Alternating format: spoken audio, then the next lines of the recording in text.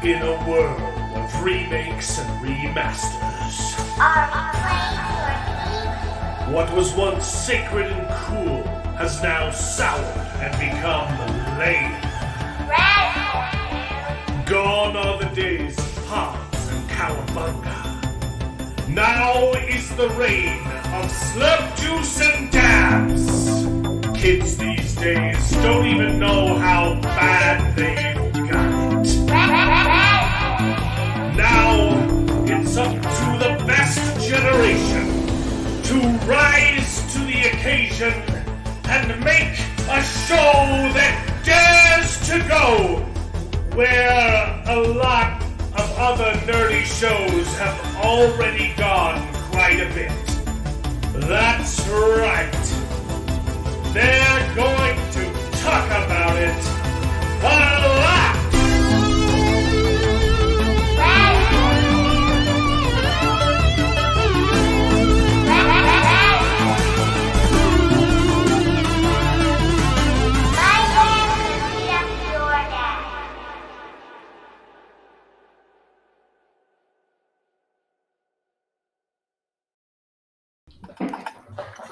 Hello, and welcome back to the show. This is Best Gen. How's everybody doing? Fantastic. So good. Thank you. Thanks for tuning in, everybody.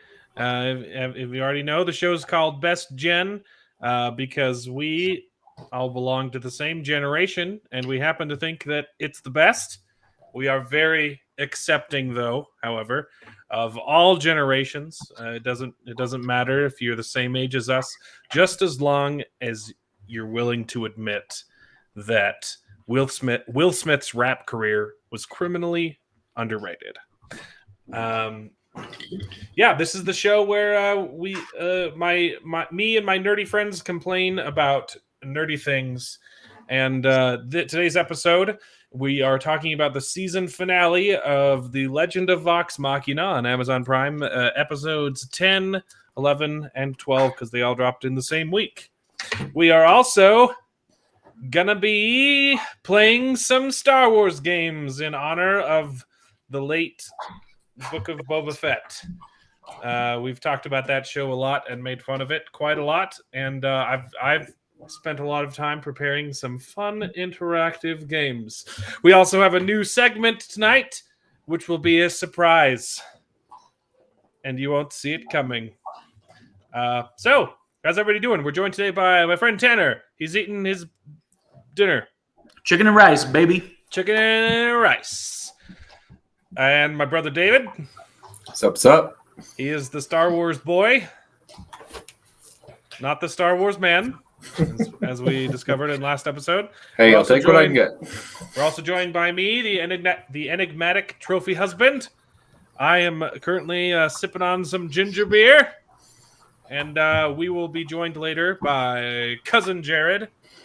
He's just running a few minutes late, and we might also be joined by our policeman friend Corwin tonight, but depends on how busy he gets.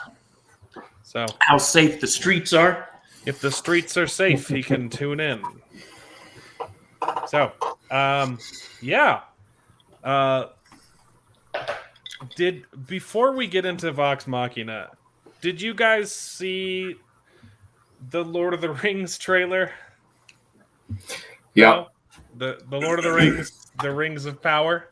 I'm afraid to get into that controversy Oh, I've already stepped in it, man. because I'll say when I was young, my parents were pretty restrictive on what movies I could watch.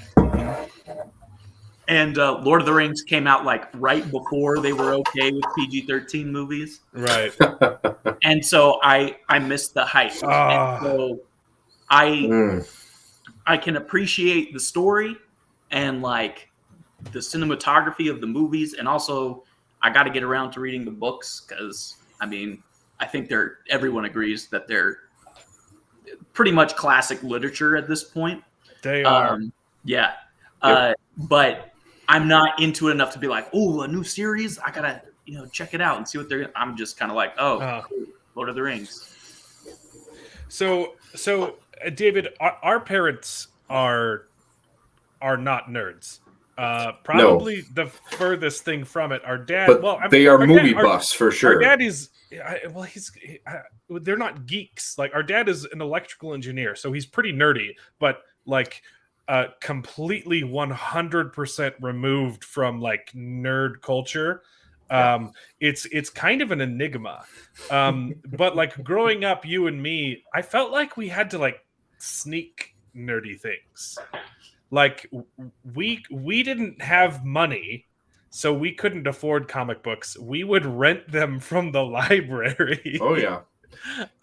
We would wait till there was a whole series, and we'd hunt through all the things to make sure we have a sequential run, and it was great. And likewise, we never had television growing up. We had a TV and a VCR, and we had a whole wall of movies though. Yes, like my dad we were movie people. My dad loved collecting movies, so I've seen like all the classics. Right, I grew up on old VHSs.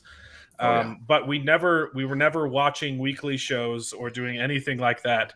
And very strict rules about, like watching TV on the weekdays. Like we could pretty much only watch something once a week on Saturday and not during the day, because that's when you get the work done. Yeah. It was Saturday night. We could watch one movie. But I had a friend whose mom found out that I wasn't going to see Lord of the Rings in theaters. And she took me with her son, obviously, who was the same. It wasn't weird.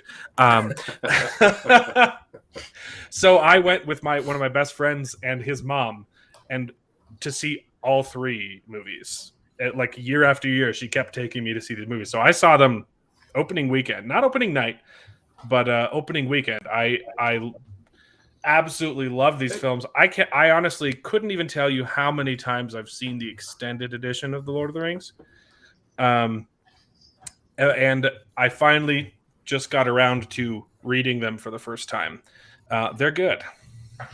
Jared, have you seen the Lord of the Rings trailer yet? I watched your video on it. Yeah, it counts. That counts. I try to watch it like alone without your commentary, and then I watch it like your commentary. So. Okay. Yeah. Well, Tanner, you said you were afraid to dip into it, but that's because you're not as knowledgeable about it. I thought you were afraid of the controversy because I already dipped my toes in and I lost 5 subscribers. Wow. You lost 5 subscribers? Yeah. I lost 5 subscribers on my Lord of the Rings video because I had the audacity to criticize it.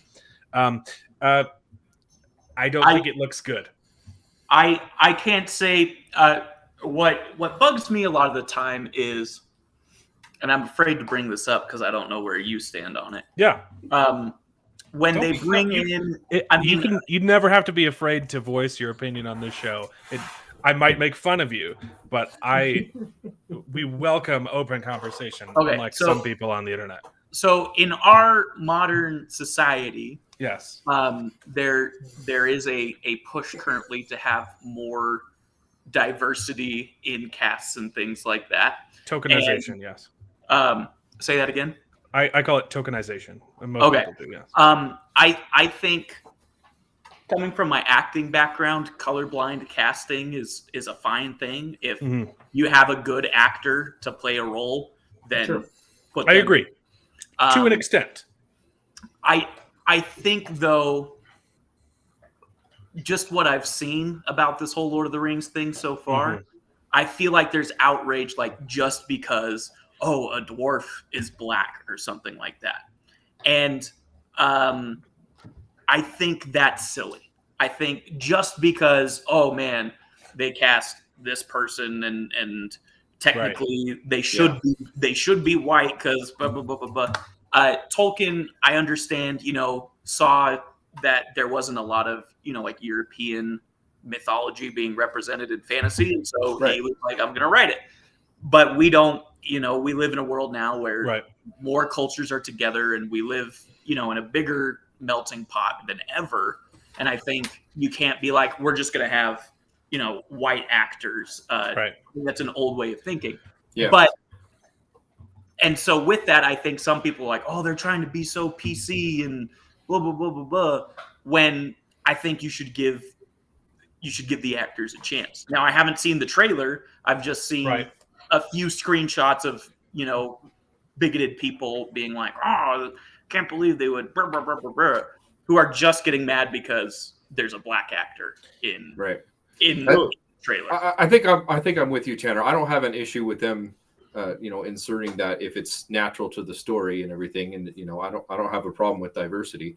It is, I understand both sides of the argument, but what I don't like, I think, Alan, you were kind of on the same boat, is they didn't really understand the lore at all. I mean, the dwarf woman being black, fine, but she doesn't have a beard. They're supposed to have beards, It's not like full on big bushy beards. I think there was a bearded dwarf in the Hobbit films. For like a split second. And she just kind of has like these mutton chop sideburns type of thing, and it was elegant, it looked nice. It was braided or something. I don't remember. You can have that sort of thing, but I don't get the feeling that they particularly care about the lore and the story. They're just making check boxes, and that's what I don't like. It's fine if you want to bring in some more diversity if you are doing it for the right reasons, but if you're just doing it to make a checkbox, that's not the right reason to be more diverse. Can I just add? Jared. I'm excited for it, to be honest. It looks good. It looks different.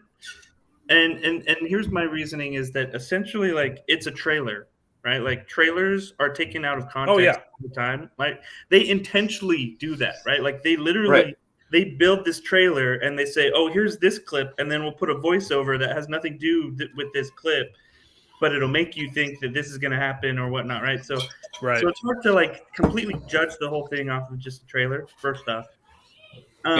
And so I'd say at this point, one, we don't really know what we're going to see until we actually see the show, right? And that's when I would maybe be a little bit more critical and say, okay, like, this is how it's been represented. This is how this particular race is being portrayed or whatnot. And then maybe say, okay, this is something that goes against the culture or the story and maybe isn't as strong or whatnot. I mean, obviously, this is all we have, and so we want to tear it apart because we're like, we're biting at the bits to kind of see what it will entail later on. I think. Yeah, that's a good point. I'm definitely I want to watch the show and talk about it on Best Gen.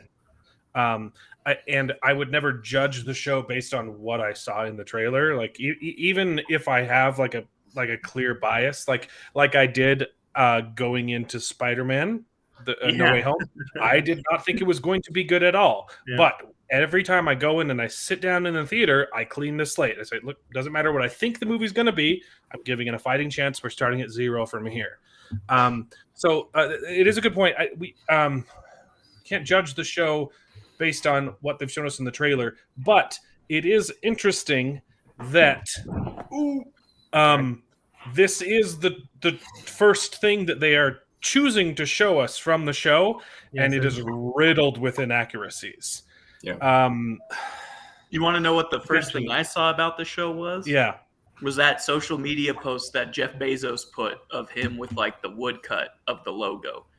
And just seeing that, I was like, oh no.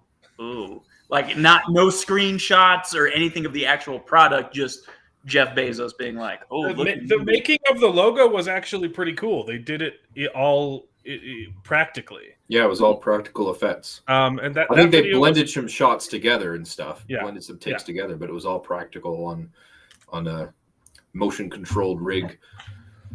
Okay. That. Cool, that looks good. I don't think that the teaser, what they chose to show in the teaser trailer, really bothers me though. And to address the diversity casting, I 100% agree. I think, whoever is right for the role is right for the role, regardless of the color of their skin. But Lord of the Rings feels a little different, especially because it was, like this is supposed to be European mythology. And, there weren't a lot of other colored races, right? That being said, if they want, they want to include diversity in the show. There were other races they could have chosen from in Lord of the Rings, in Tolkien's universe, that they could have chosen to put in people of color. But they made, in the trailer, they give us a black elf with short hair. And like specifically the elves were described as all fair skin, and they all they have long hair. He doesn't even look like an elf. And so, and the black dwarf, the dwarven race makes even less sense because they all live underground. Well, there's no reason why you'd have a dwarf with more melanin. See, but what if they're misfits, right? So maybe they grew up in that culture, but they're not actually dwarven, right? So, she's a dwarven queen. Okay, he's not the best example, but what about the elf dude, right? Like, so my thing is that doesn't bother me that much. Like I'm okay with it. I can roll with it. The thing is, it's pretty apparent because they chose not to put a beard on the black dwarven woman. Yeah, that they created this problem for themselves. What if she's a mix? They wanted to cast a black woman as this dwarf so they could get points, and they'd lose those points if they covered her up with a beard and made her look not pretty. They could have made a nice, cool, exactly braided beard with beads and stuff. There's ways to do it and make it look elegant and I agree. I just they could have done a good job, and I'm not excited for it. Yeah, like I said, I'm fine with diversity if you're doing it for the right reasons, but I think it's funny the implications though, because this is a prequel show. Yeah, and there's diverse cast, so it implies that in the movies, world, it implies that the world of Lord of the Rings is racist because in the future they're all had a genocide. Gone. Yeah, either had a genocide or had some selective breeding or something. But anyway, it doesn't feel like they're doing it for the right reasons, right? And the one shot in particular of Galadriel climbing the cliff with a knife, it was some of the worst CGI I've ever seen in my life. Yeah, I agree with you there. Well, I definitely, when I saw that, I was like, oh, that's CGI. And this is millions of dollars. It's glaringly CGI. Yeah. She doesn't even sway. Yeah, and the knife doesn't even move too. She just jumps there, and she's there. And really again, weird. I think we're gonna have to just wait and judge the final product, because I think a lot of times too with these trailers, they're like, okay, quick, I need something. We need to show something about this or something like that. They can fix that in post too, Yeah, but if you want people to watch your show, put it in the trailer that they'll be excited about. I've seen. I agree. But we'll be watching it, and we'll give it a fair shot. Yeah, Tanner. I want it to be good. Something real quick. Yeah. I refer you to I believe it was 2018 or 2019 film Sonic the Hedgehog. Yeah. in which the trailer came out and people reacted poorly, and then changes were made. Thank goodness. Sorry, you had more. I'm with Jared. I think definitely CGI. You got to give them time to develop it and make it better. But also, I would hold off on saying that this is tokenism, but with a diverse cast until you actually see the final product. I could agree and say, at least with the trailer, it's like, hey, look, we, PC points, but I think you got to give the actors a chance to see what I'm definitely going to wait to see them act. Yeah, but it looks like it's pointing that way to me. I think the difference here between Sonic is that people freaked out about the first trailer, and they listened and said, okay, we're going to fix it. When people made comments on the trailer video, they disabled comments for Lord of the Rings, which means they don't want to listen to feedback. Yeah. So, yeah. Well, let's talk about the Legend of Vox Machina. I had a really good time. I was expecting to have a good time after last week's grouping of 3 episodes. It was very high octane, and I was expecting the same from these, and I think they definitely delivered. Yeah, same here. I didn't fell into the same problem where I didn't take very many notes because I have half a was page just of notes for enjoying all it. 3 episodes. Yeah, no, I've got 6 lines of notes. But it was good. More notes. My first note though is I was right, baby. I knew Cassandra was the baddie. Oh yeah, that was. Oh yeah, I saw that. Yeah. But I mean, she's not really. She's just being manipulated, right? So that's the thing. Yeah. Yeah. Which I kind of saw that happen, like going on too. Well, because on I don't remember which episode. I think it might have been like the 6th one or like before she gets rescued, right? When they first introduce Cassandra, like it shows her when in like the window. In the window. When the 2 walk up behind her. I was like, oh, okay, like she's being manipulated. Yes, they were very clearly telegraphing that. Yeah. Yeah. But then I would say over the next couple of episodes, they did a good job at making me wonder, well, was she trying to play the Briarwoods or is she trying to play her brother? I agree. And that was like, although it was telegraphed, It was good. the characterization was good so that it wasn't like totally obvious. And you were hoping like, oh, maybe she was just playing along so she wouldn't die. And then Yeah, I gotta say though, and then they had. Sorry, go ahead, Dave. I was just to continue on with that. They had you wondering about Cassandra, and then they had the other lady they found in the jail cell or whatever. So it was kind of like, okay, which one of these 2 is going to betray them? Yeah, which one? One of them's gonna do it. One of them's right? got to, right? Well, I think that was really. Sorry, I cut you off again. I just think that was really good because it's like, oh yeah, Cassandra's obviously gonna, turn on them, and then you meet this lady who's like, okay, well maybe Cassandra's good and she's gonna turn on them, and then it flipped again. So it was good at subverting expectations, I think, in that manner. Go ahead, Jared. I'm done. Sorry, no, I was just so excited about my comment, but I should have just made sure you were done. But I was just going to add that I thought it was cool how they introduced that, right, where it shows the gun and then all of a sudden Cassandra's name shows up on it. Yeah, like, but oh, what? Like that's cool. It brings up a lot of questions. That's true. Mechanically, Agreed, yeah. Like how does this actually work? Like the deal that he made with Orthax was help me get revenge on everyone who betrays me, or because like it was very specific names, or just like anyone who's bad. Like how does the gun know that she's bad? Or like I was like, I think the best way to explain it is help me get revenge on those who betray me, and in that moment she betrays him, so her name goes on the gun.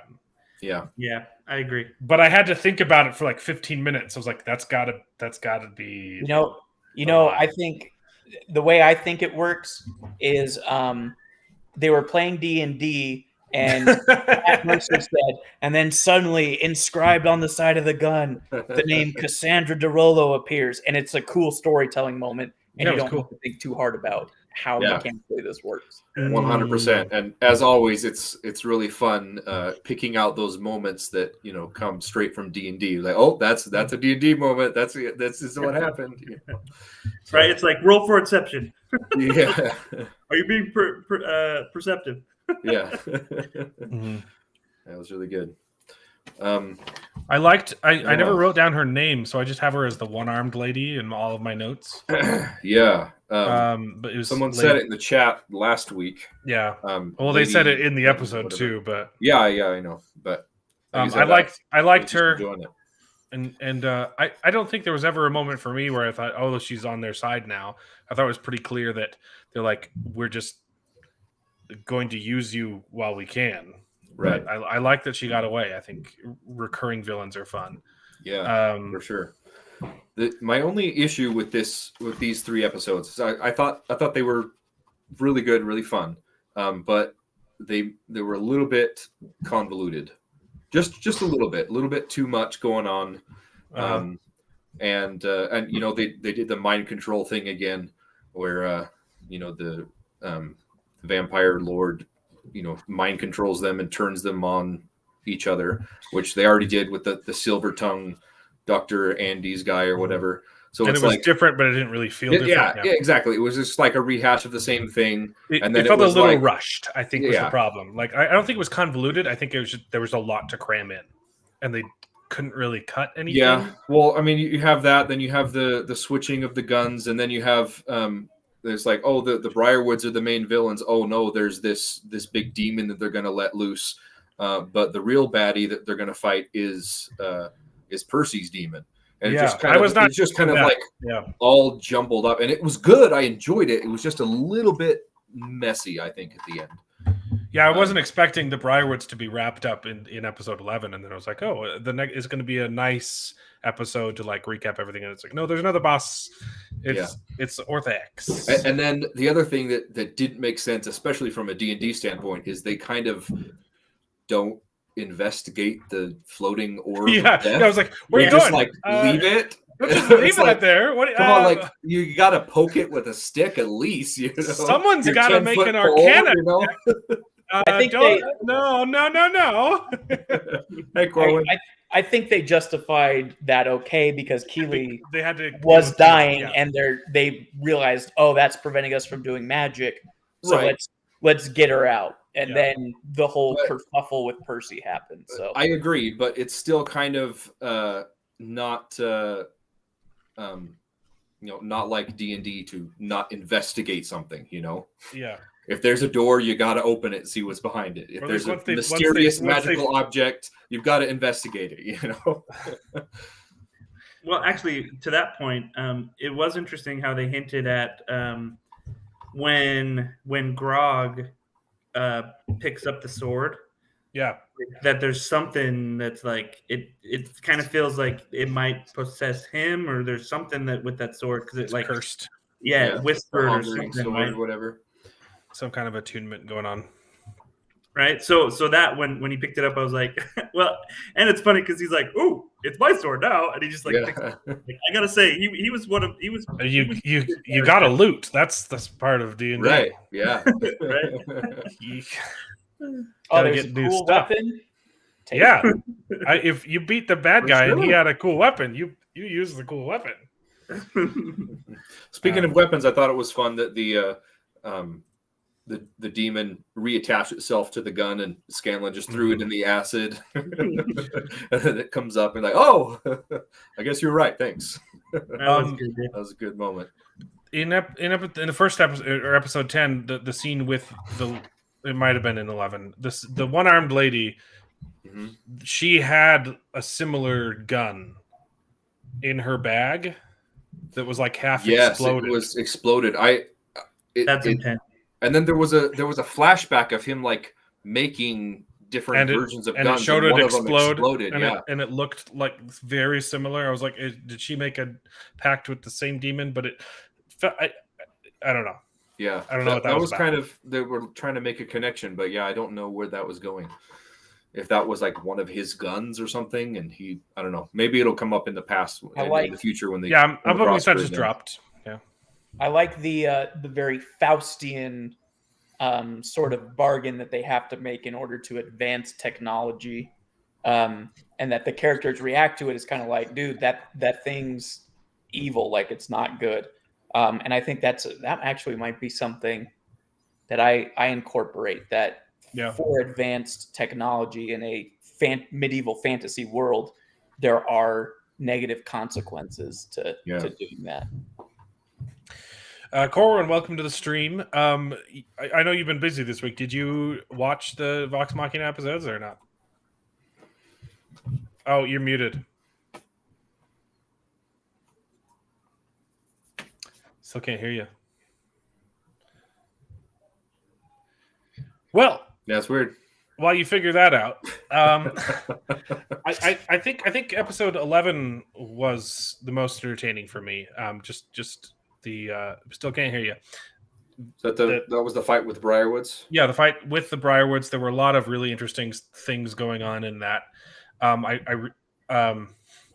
it seems to be a recurring thing in the show where Grog just gets knocked out in the first round of combat, which is pretty funny. But I really liked how she silences Scanlan. That was cool. I mean, that was very effective, like specifically for his character, and then it had a really good callback at the end where he uses counterspell on her when she's about to do it again at the very end. Yeah, that was really good.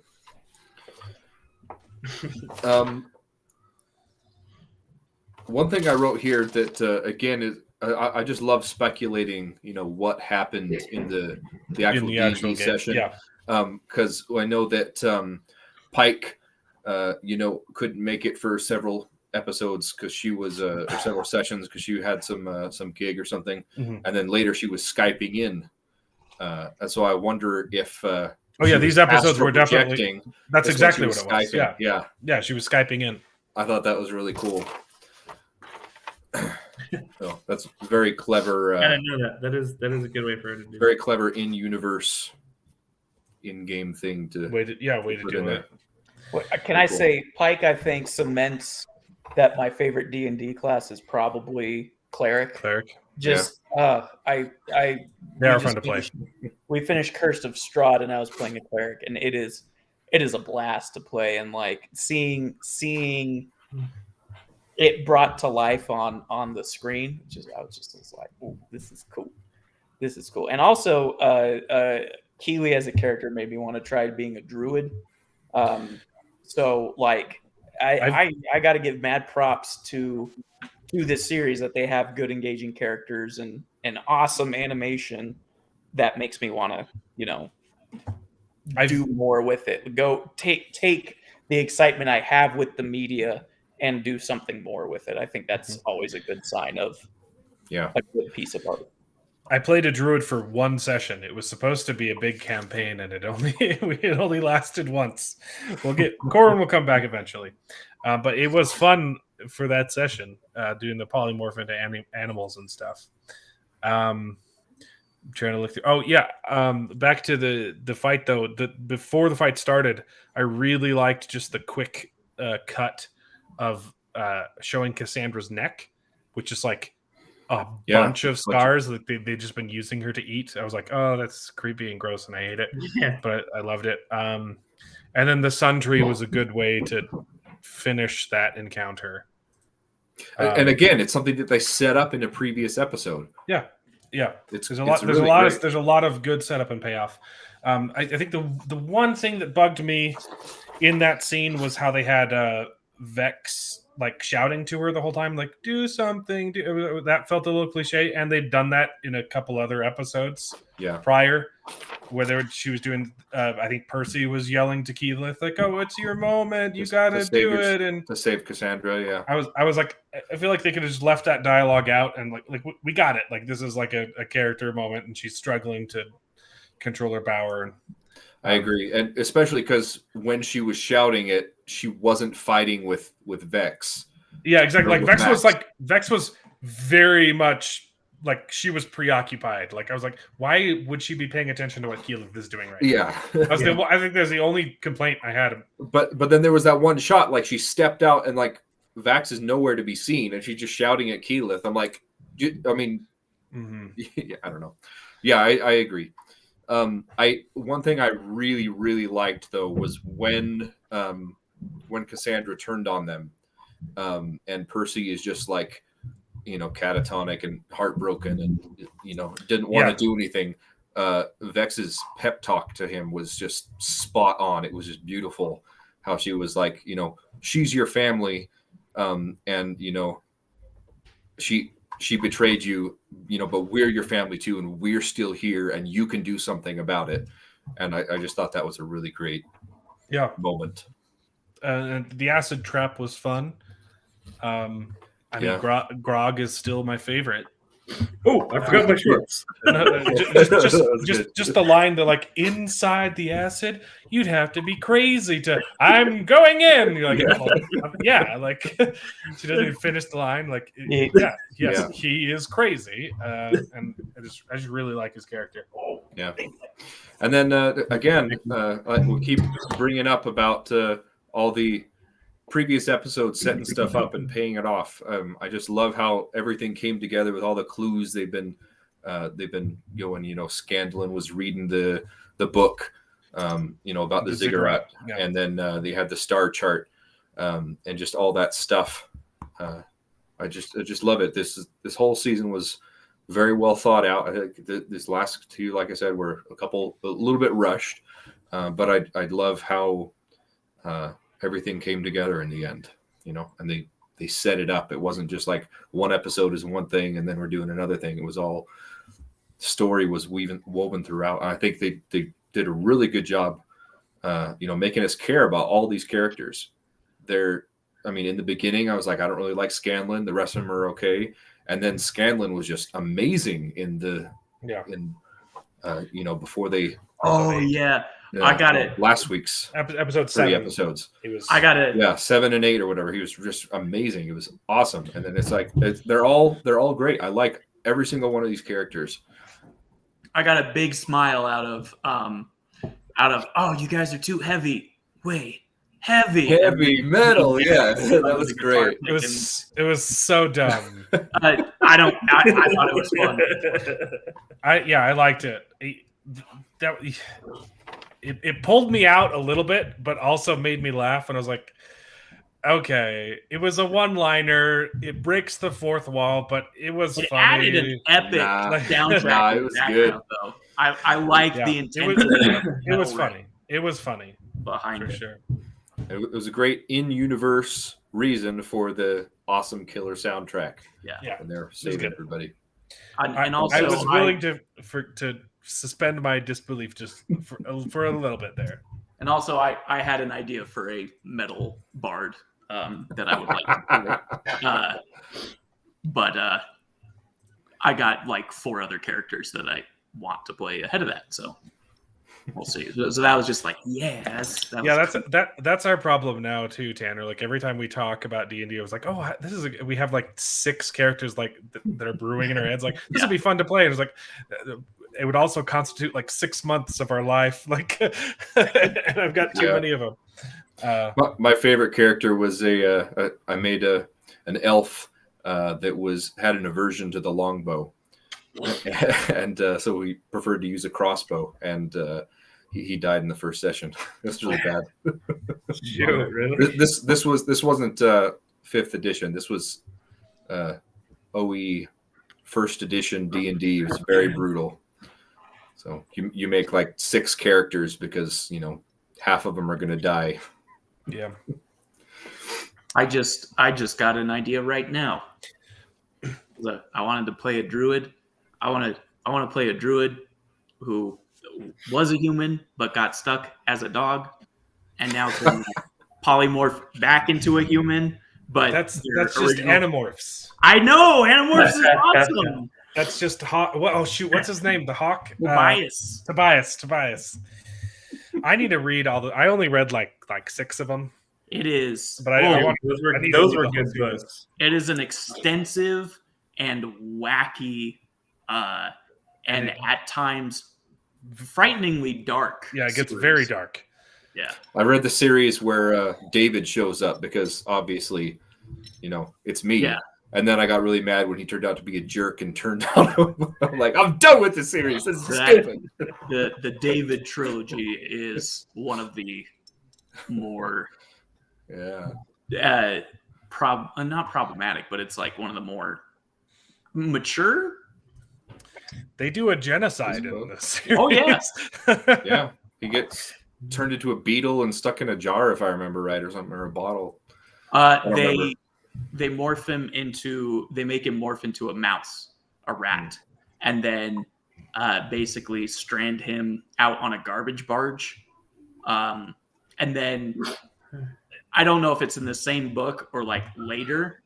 There's a note that's like, people say that there's a ghost out there because they can hear a voice screaming in their heads whenever they get close to the garbage island.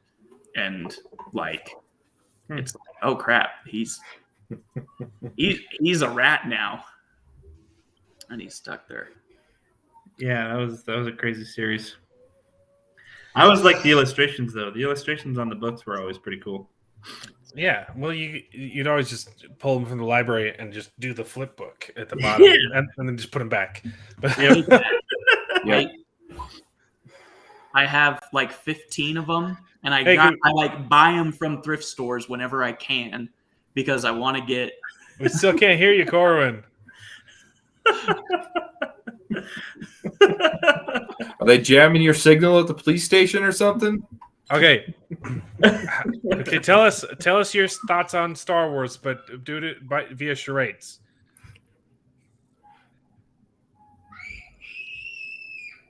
Okay. Wait. One word. Two syllables. Gender reveal party. Blood. It rhymes with blood. Loved. You loved it. You loved it. Okay. Oh man. Yeah. Chef's kiss. Yeah. This is who we have protecting our streets at night.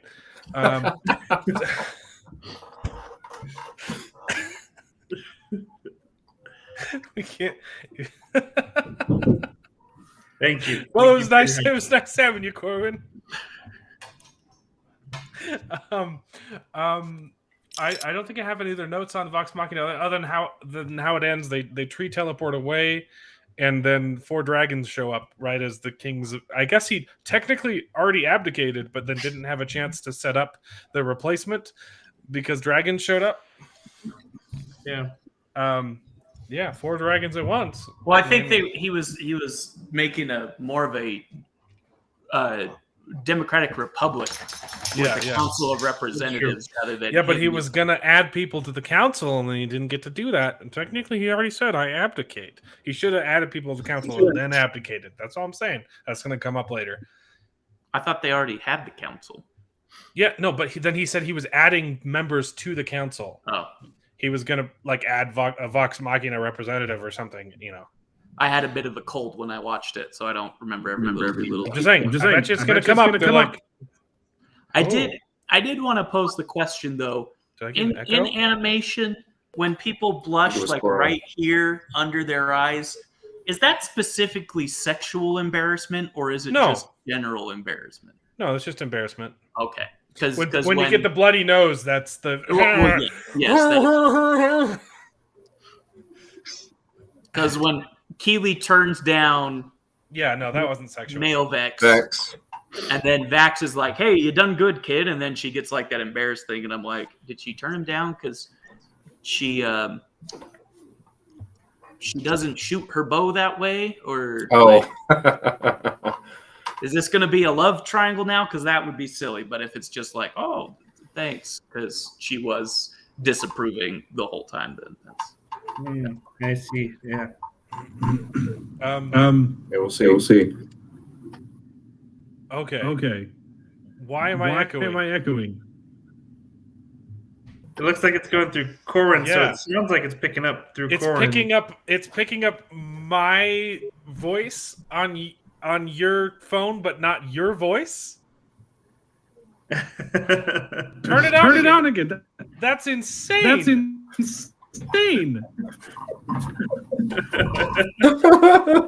There are volume. So if you click on the microphone, I don't know if you're on a computer or a phone, there's a little drop down thing. You can switch the little settings. Okay. All right. Well, just like wave if you have something to mime, okay?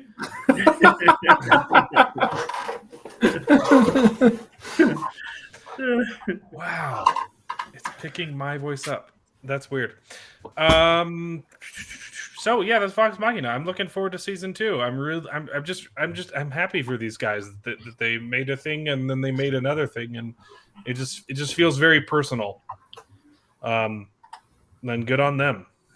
Hey, I gotta add too. I think it was good that I actually kind of liked that Keeley almost died because it definitely raised the stakes a little bit more. In fact, at one point I was like, "Oh, are they gonna kill her? Like, is she gonna die?" Like, so it would definitely help to raise those stakes a little bit because I know we've talked about that immortality that some players have sometimes, and so Yeah. it's like, Oh, I've had a couple things spoiled for me because I was introduced via clips, but there are stakes. So okay, so you're saying someone dies? Okay, all I'm right, not saying that. I'm saying that there are stakes. okay, all right. That's good. That's good to know. But yeah, I'm really excited for season 2. It just makes me happy to see a project like this come to fruition. I was watching the Kickstarter, and it was really fun to just refresh it every 10 seconds and just see the number just like shoot up. It's like, wow, this is it. It's crazy that there are so many nerds that just want to see this happen. Nerds all over the world. Yeah. Yeah, so that's Vox Machina. You guys have any other thoughts? No? I ship Pike and Scanlan officially now. I love hands off my gnome. I was just like, that's so cute. Yeah, that was cute. And then she heals him, and he's like, "Marry me." And he's like, "Okay." Not now though, or something. I forget what she said, but that was cute. I don't think it will happen. I think it's going to be kind of hinted at and just be platonic. Maybe. Just let me have. But I'm fine if it does. I wouldn't complain if it does happen. That's just my prediction. I don't think it will. So that's the Legend of Vox Machina. And I have prepared some very entertaining Star Wars games in honor of how. Woo! What did we think in general? We just said how we thought. You missed it. We literally just wrapped it up, Ice Pepper Aja. You're gonna have to rewind. And we enjoyed it. It was fun. Yeah, sum it up, Tanner. Okay, all right. So last 3 episodes, really good. We really liked episode 11. We thought that was the highlight of the final 3 episodes. Little bit chaotic with a lot going on. Grog is number 1. How does the gun work? It doesn't matter because it's cool. Pike and Scanlan, how do the names on the gun work? Yeah. And we're looking forward to season 2, and we thought it was really good. I liked the sneak peek that we got of the Whispered One, just like his design. I thought he looked cool. Yeah. And then he faded away. It was a cool looking baddie. Yeah. So that being said, we're moving on from Legend of Vox Machina. We will revisit it in a year probably when it comes back. I'm greatly looking forward to it, but I have prepared some very fun Star Wars games for the panel to participate in honor of how much I hated the Book of Boba Fett. But before we do that, we're introducing for the first time ever a new segment on the show called Bad Takes, because I read a Screen Rant article that just had the worst take possible. So give me a second. I've got a stinger for this. And here we go, baby. Screen Rants. Bad Takes. Bad.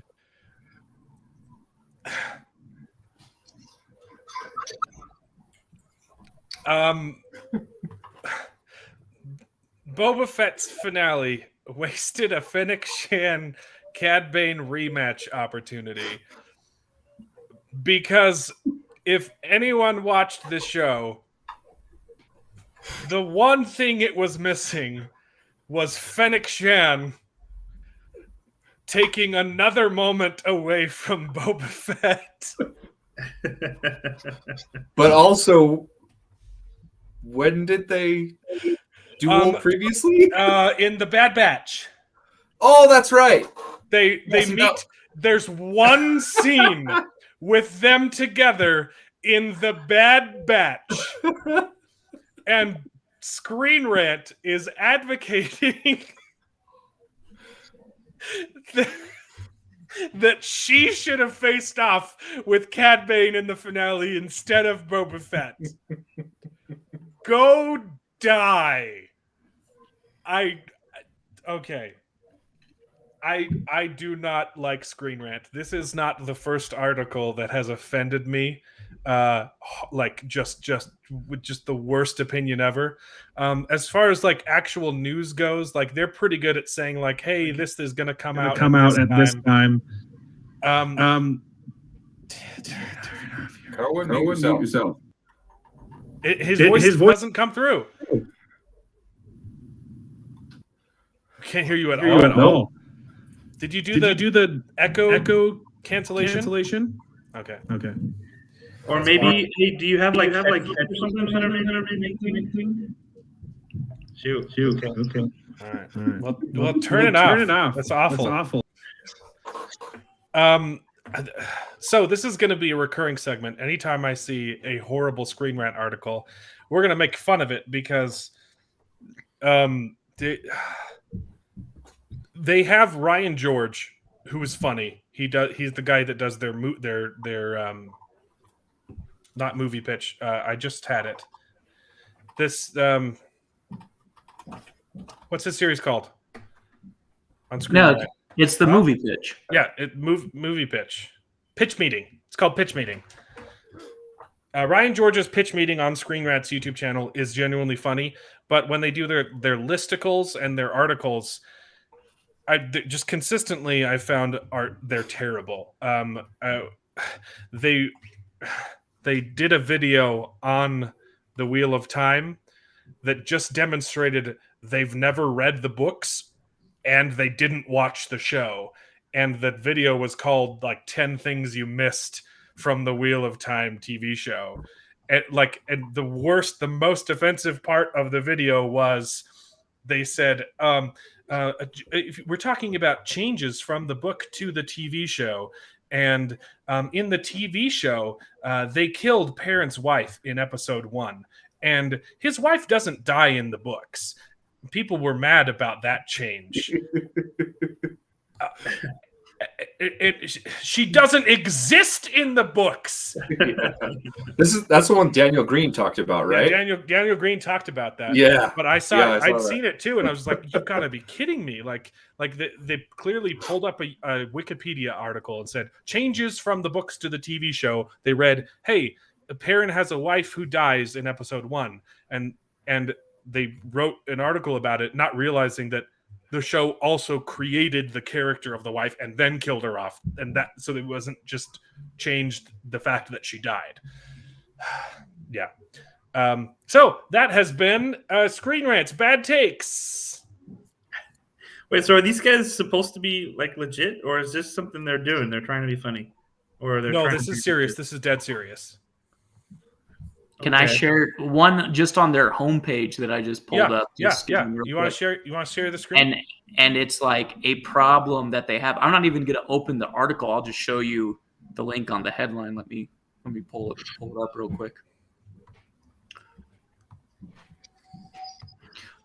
This right here. First of all, Hunger Games has been out of the public eye for like almost 10 years now. Why? And then secondly, if you read the book or watch the movie, they tell you why. We don't need a whole article. They tell you why she's doing it as she's doing it. Yeah, you don't need the article to tell us. I don't know if they are just it's called a content farm. They have to release a certain number of articles. And so most of them end up being garbage like this. So sorry, Jack Filsinger, but I know you probably watched the Hunger Games over the weekend and were like, oh shoot, I got to write one more article.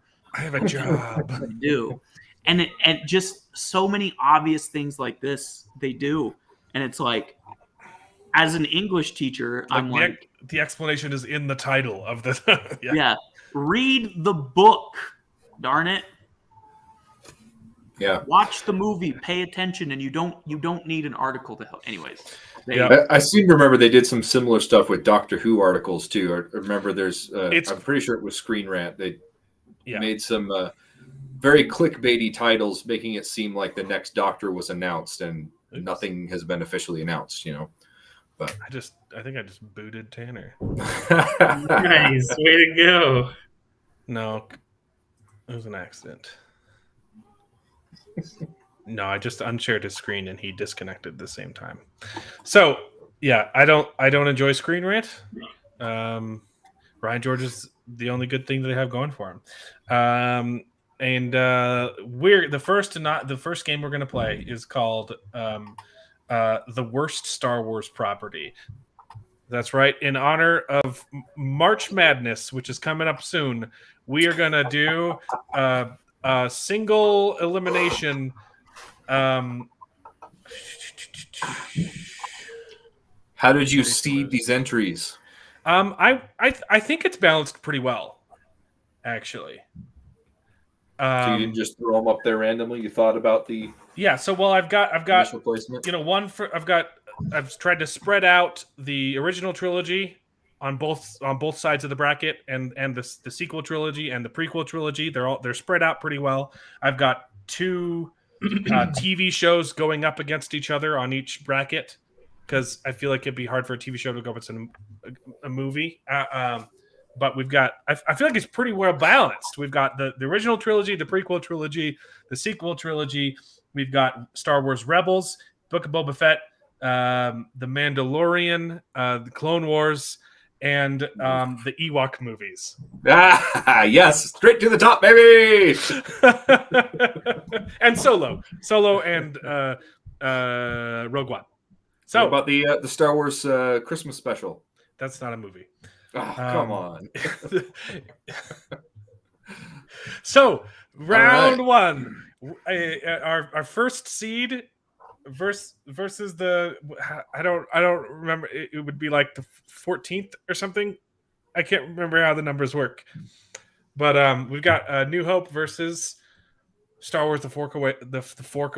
The Fourth Awakens. Which one is worse? I don't know. That's a tough call. Okay, wait. So The Force Awakens, what, number 11? 7 and 4. Okay. I mean, obviously it's New Hope, right? Anybody arguing? Well, No, this is competing for the worst. Oh, the worst. Oh, okay. Okay. Well, here's my argument, because The winner of this is the story. worst Star Wars property. They're basically the same story. That's I mean, Exactly. That's why I put them up against each other, baby. But who did it I worse? thought about this a lot longer than I should have. Okay. I use A New Hope to introduce the ideas of themes and motifs to my students. It's got And some motifs. And Those I always same get motifs are prevalent in The Force Awakens. I get hyped when I see clips from A New Hope, and it's exciting, versus The Force Awakens. I hardly think about it at all. So Okay, but Force Awakens is worse. I mean, just look at the special effects in A New Hope. They're garbage. It's so outdated. I mean, look at the special effects on The Force Awakens. It looks so much better. they are good. They are good. They are nice. It's got better and, pacing. A New Hope's so slow. A New Hope is a very slow movie. Just No. just This is taking too long. Force Awakens moves down. Force Awakens is worse As than A in New it Hope. wins. Yeah. Okay, so we're choosing the worst one. Put Boba Fett on there for sure. Okay. Yeah, We Boba don't Fett. need to talk about. for sure. I That's don't- I not don't- even- I haven't even You should've- seen Rebels, but I know that Boba Fett's going to be bottom for You sure. should have put the 2 animated series next to each other. Okay, That's not I even gotta a say- contest. They're kind of. It's fine.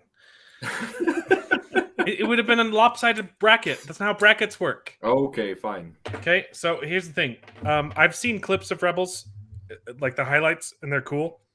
But like it's like Ahsoka fighting Darth Vader, and that's cool. But the actual like animation of like the main characters, I cannot stand. I think this is some of the ugliest animation I've ever seen. I didn't like it at first either, but I I hate it. I took to it once you get going. Okay, well here's another thing too. Boba Fett actually had some good episodes. I mean, they were Mandalorian episodes, but they had some good episodes. So Yeah, but Rebels had a lot of good episodes. So Boba Fett's worse, right? Yeah, for sure. Okay. I would say. Now we've got this is a Attack good- of the Clones versus The Last Jedi. Okay, so now this is the second iteration of both the prequel and the sequel trilogy. This is a good matchup. This is I tougher made decision. good matchups. Yeah. I would have to say episode 2, to be honest. I think that was Is worse. Yeah, it's worse. I think I agree. Yeah. Because to be honest, I really liked the new Star Wars. They entertained me. So I mean, the first one was hard because I was like, this is seriously the same story. I mean, and I understand there's a lot of like canonization and stuff like that, where like and maybe hey Luke's character and like his motivation and stuff. But I really liked the visualizations and like the for the most part, I really liked the Last Jedi. So yeah, I think The Last Jedi, without a doubt, is like the best looking Star Wars movie, hands down. Yeah, it was beautiful. It was a cinematic masterpiece. The salt planet is pretty gorgeous. It is absolutely pretty awesome. So I think episode 2 is probably the least best. Yeah, I think episode 2 is the worst of the prequel trilogy. Everybody says that. I think it's better than the Phantom Menace. I think the Phantom Menace had a lot of good things going for it, but I love the Phantom Menace. No, that's the first one, right? Bad. Yeah, the first episode. I one. Unironically enjoyed. What are you doing on this podcast? It's good. Darth Maul is freaking awesome. Yeah, Darth Maul is freaking awesome, and he has 2 lines. The Duel of the Fates is the best Star Wars song. It's a really good Star Wars song. It's not the best. It's the best, but it is freaking fantastic. This one's got sand that gets everywhere, and just the worst dialogue. That part is awful, but Camino is great. The Geonosians are great. I don't know. There's lots of so long. It is long and it's bloated, and the love scenes do not help it at all. But anyways, it's definitely. Talk now? Can I? Yeah, we can hear you. Yeah. Pull out your phone. Can you hear me? Yes. We got you. Yeah, Yay! This is freaking ridiculous. It's the echo cancellation.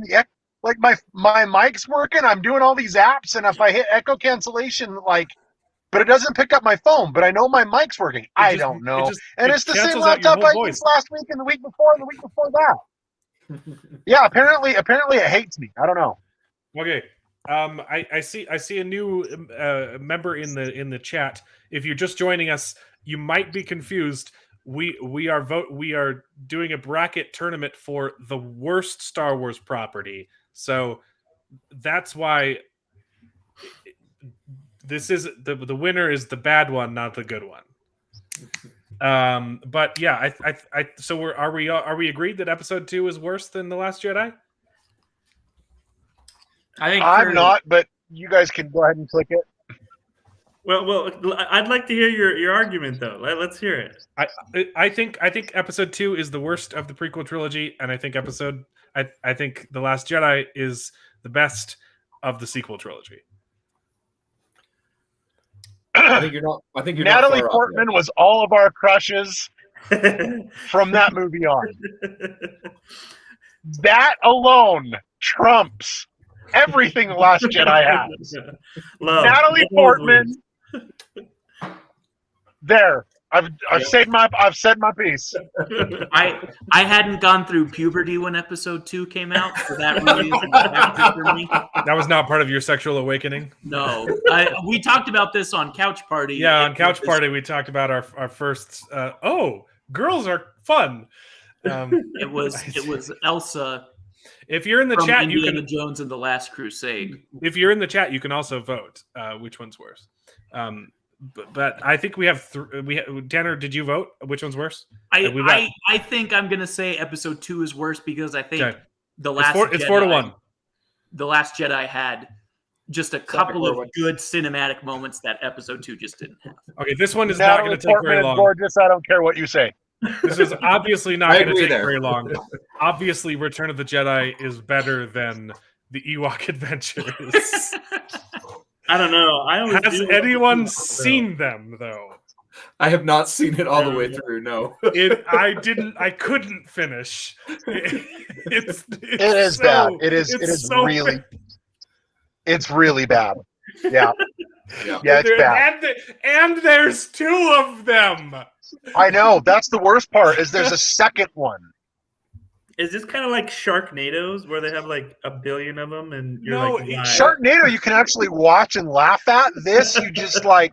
No, it's depressing. You can't even. It's depressing. Yeah, it's about these kids and their parents are like murdered, and like it's just these kids who are just abandoned, and they're raised by Ewoks, and it's like what? Interesting. Yeah, it's bad. It's really bad. Yep. Moving on up. Okay. All right. Up. We're on to the second bracket. Boba Fett, baby. I guess we have to finish this side first. That's silly. Yeah, I was gonna say. I think this is the side. Yeah. We have to do the left side first, and then the right side. I wish it went through all, but it's fine. It's fine. Okay, so The Force Awakens or the Book of Boba Fett, which is worse? Boba Fett. This is tough though, because The Force Awakens set the precedent for the horrible sequel trilogy, and caused most of the problems. Yes, but Force Awakens wins. The Book of Boba's not that great, and the Power Rangers are terrible, and everything is just garbage about it. But like, man, they just with the Force Awakens, they just took a giant poop on everything Star Wars. Everything Star Wars. Like that's the only way you can describe it. Okay, we've got one vote for The Force Awakens. Can I make my argument for why Book of Boba Fett is worse? Yes. So when I saw The Force Awakens, I had gone through my sexual awakening. And Oscar Isaac, man. Whoa. He's handsome. He is attractive. Oh, I was definitely thinking we were going to get some rays. No. Baby. I love Poe. He was my favorite character in the sequels. Ray is not attractive. If I had to be honest, I think just I would say Boba Fett is worse because The Force Awakens, I think, has some. Boba Fett just has too much Robert Rodriguez on it, and it felt too much like Spy Kids, which is not good filmmaking. And The Force Awakens had some like thought and care put into it, and the actors were better. I think just as an overall, the parts make a better whole, even if that whole did kind of and set up the destruction of the Star Wars franchise. Yes, yeah. I think Boba Fett is worse. I don't like either of them. Jared, you've been pretty silent on this. Well, because I had a thought, but you like the prequel trilogy, the sequel trilogy. So. I did like them, but because I'm trying to think about like the stories and if they made sense. Because, for example, I feel like Boba Fett, like the whole time I was just like, I don't understand this story at all. The Force Awakens at least had a story that made sense. It was a new hope. It didn't go in a direction that I liked. It was a new hope. That was the Force Awakens was a new hope. Yeah, a Death Star, a Death Planet, a guy who wears a mask and breathes like the Iron Lung, and look, this dude wants to be like him. Look, another person who's lost that grows up on a desert planet. Like the whole thing was just a new hope. Sure. It was a new hope. For sure, Corwin. They spent $300 million on rewriting A New Hope. But after you watched Force Awakens, you went home, you talked to your friends, you speculated what was going to happen next. You were, sure, it was a rehash of Episode 4, but it was still good stuff. It still made you excited for Star Wars. I'll play the Boba Fett devil's was just advocate like a for downer the whole both time. of these. I'll play the devil's advocate for both of these. Good things about The Force Awakens. I think Finn's character is a good idea. And I think in this movie, he's executed pretty well. Sure. And then in the other two, he's handled horribly. But I think the idea of having a stormtrooper, desert and go to the good guys was a cool idea. I think Poe Dameron is a good character because Oscar Isaac. And I liked the introduction of Kylo Ren's character stopping a blaster bullet in midair. I thought that was a very intimidating scene of saying, oh, this is the bad guy and he's powerful. I got to say, too, real quick, Kylo Ren, he's freaking dope. Like, I freaking love that design. Like, yes, it's another masked dude, but I enjoy Kylo Ren. I think it's a cool design. I think it was interesting to have a bad guy who was just like a spoiled kid who's just unhinged and emotionally unstable. I think that's terrifying. Exactly. Yeah, that's why I attached to the character. Because I love was like this calculating evil. I'm running out of things to say though. Positives for the Book of Boba Fett. The Mandalorian was in it. Hey, we got Luke back and Grogu's cute. That's not a positive. I did not enjoy Luke in the Book of Boba Fett at all. Potato. Potato fricato. You got two votes in the is- chat to move Boba Fett on Okay. I think Boba Fett's worse. because of the biker gang. Yeah, For sure. Power Rangers. And then the Ewok Adventures or We haven't even seen it. I mean, Ewok Adventures is going to the top. I mean, let's just say it now. It's pretty bad. here's the thing. It didn't destroy any canon. it didn't destroy the kid. At least I think it's not a good film. Everyone agreed it was so bad not to put it in the It canon. is not a good film in that aspect, but it was respectful of the source material. And episode 2 was I like episode 2. Oh no, I'm thinking about when it goes up again. It's obviously worse than episode. I'm sorry. This is the argument I was making. Oh.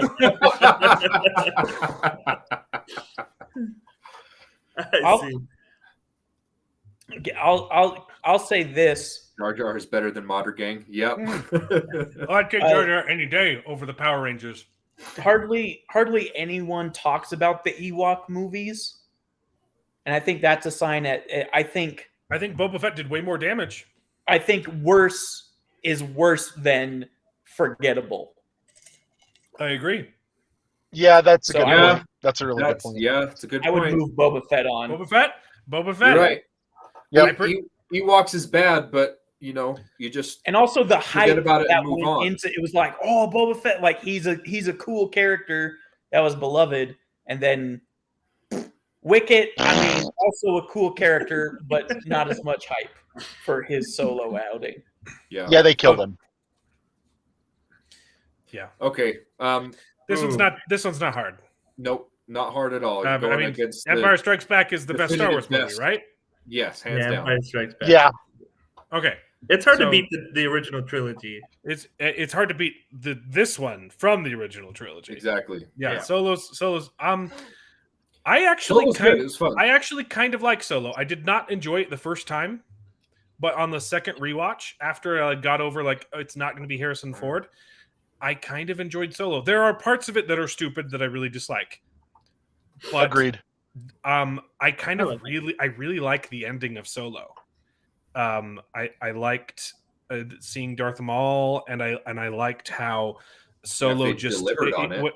When he but I liked the confrontation between Han Solo and the other guy, how they're doing a standoff and Solo just shoots him like out of the blue without even letting him talk, and it was just like that's Han Solo. Like Yeah, I really liked that moment. That was Yeah. the best moment of the Agreed. Agreed. film. It But- had some cool stuff in it. It was just kind of messy, and But this is a good matchup: the Clone Wars versus the Mandalorian. this is a tough one. Which is one's worse? Yeah. probably the toughest. Really to come tough. across I honestly haven't seen Clone Wars, so I really couldn't say. Get off the stream and go watch Clone Wars right now. Home. Here's right the now? thing. You can't just say that though. It's a lot. It is It is a a lot lot. to watch.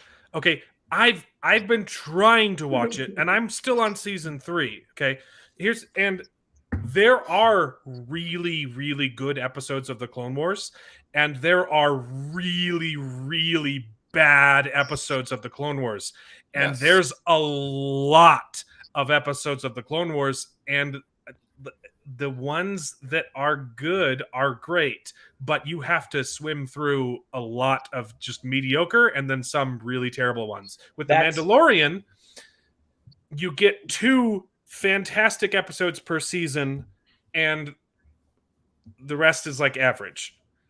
It's less work to get through.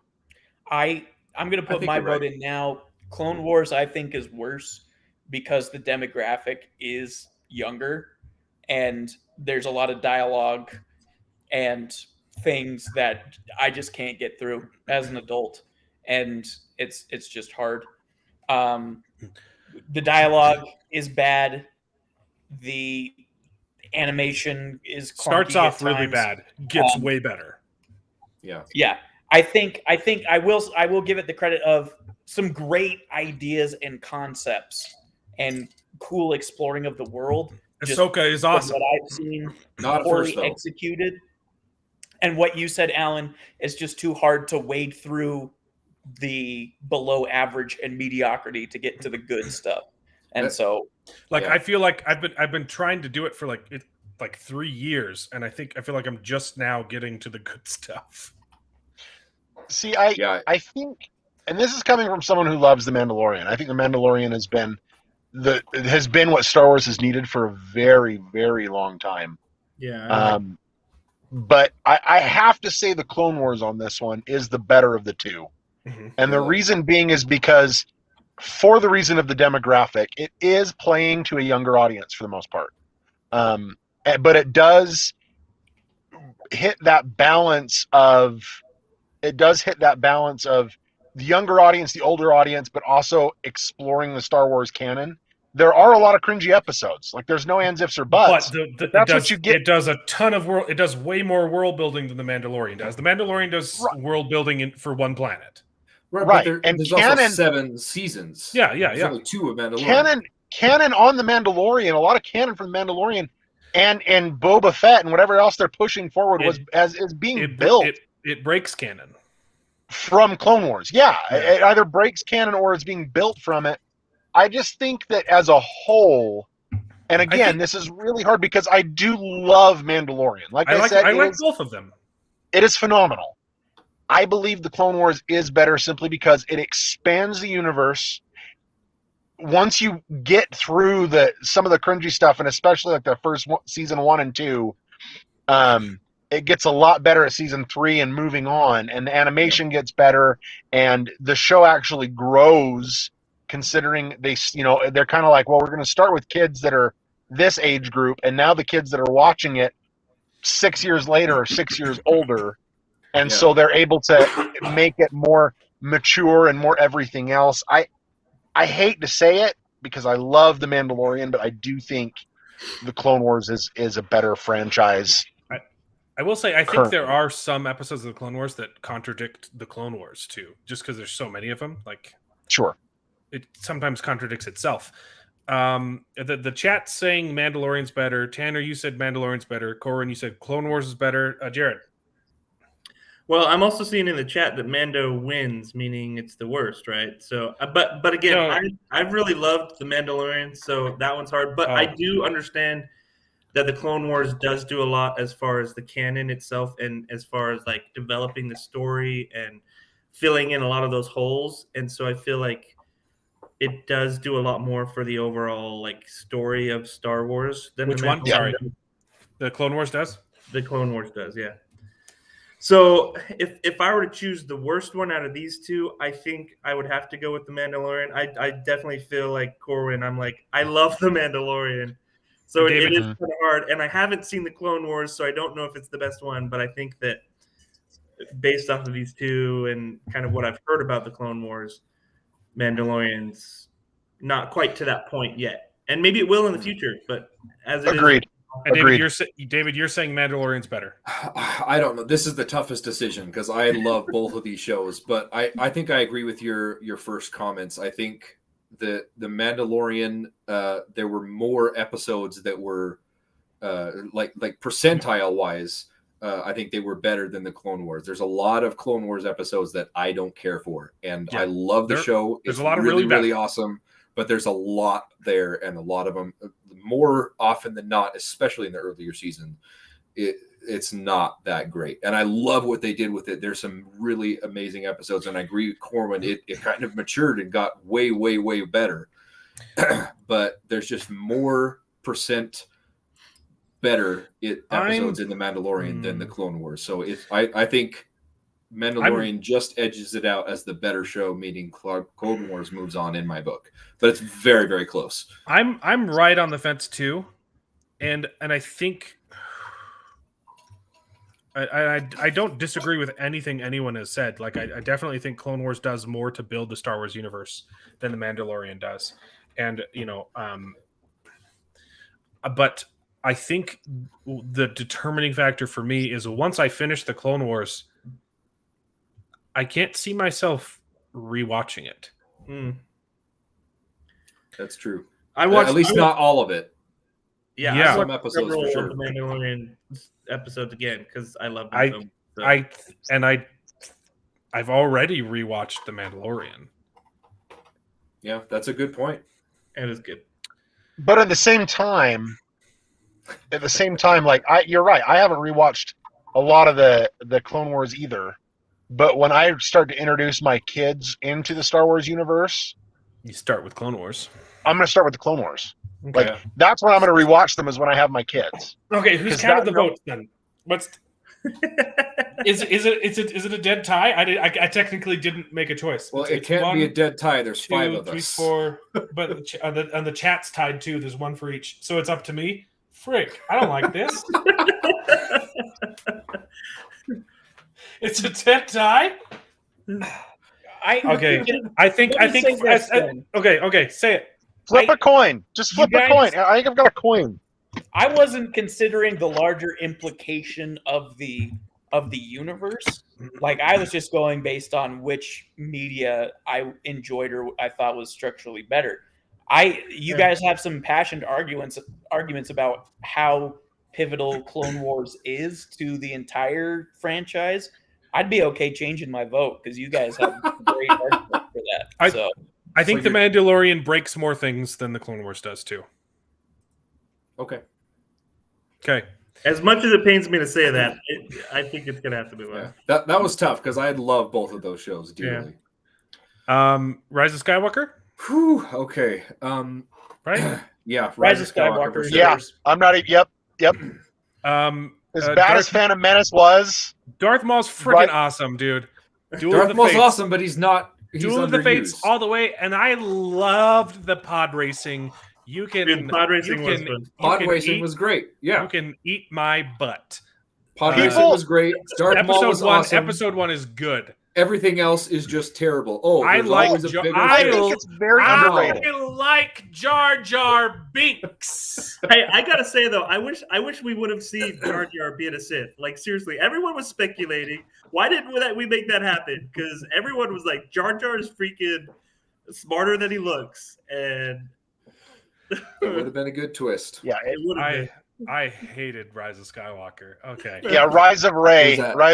Jacob Einstein. Yep. Rise of Rey. I feel like this is a really good matchup too. I agree. This is a really good episode 3, definitely the best of the prequel trilogy. Yes. Rogue One, probably the best of the Disney Star Wars. Yeah, I would agree. At least the second half. The first half of Rogue One is not good. Yeah, it convoluted, doesn't make sense. Then the second half is basically just one nonstop scene that's great, and then you get Darth Vader at the end. Yeah, and very refreshing too.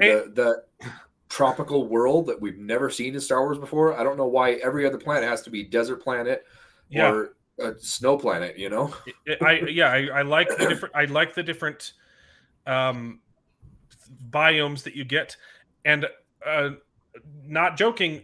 I have rewatched the whole movie, but there have been several times where I start it in the middle and just watch the ending because the first half is I don't like. I think that's a good point. I think the latter half of Rogue One is really good, and especially the end hallway scene with Darth Vader is just beautiful love letter to Star Wars.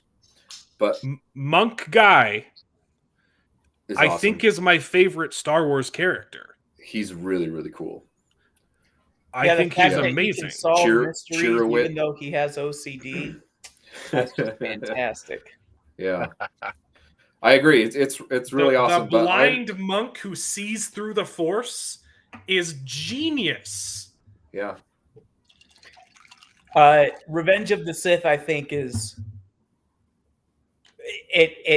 It's good. It's a good movie. It is the payoff for episodes 1 and 2.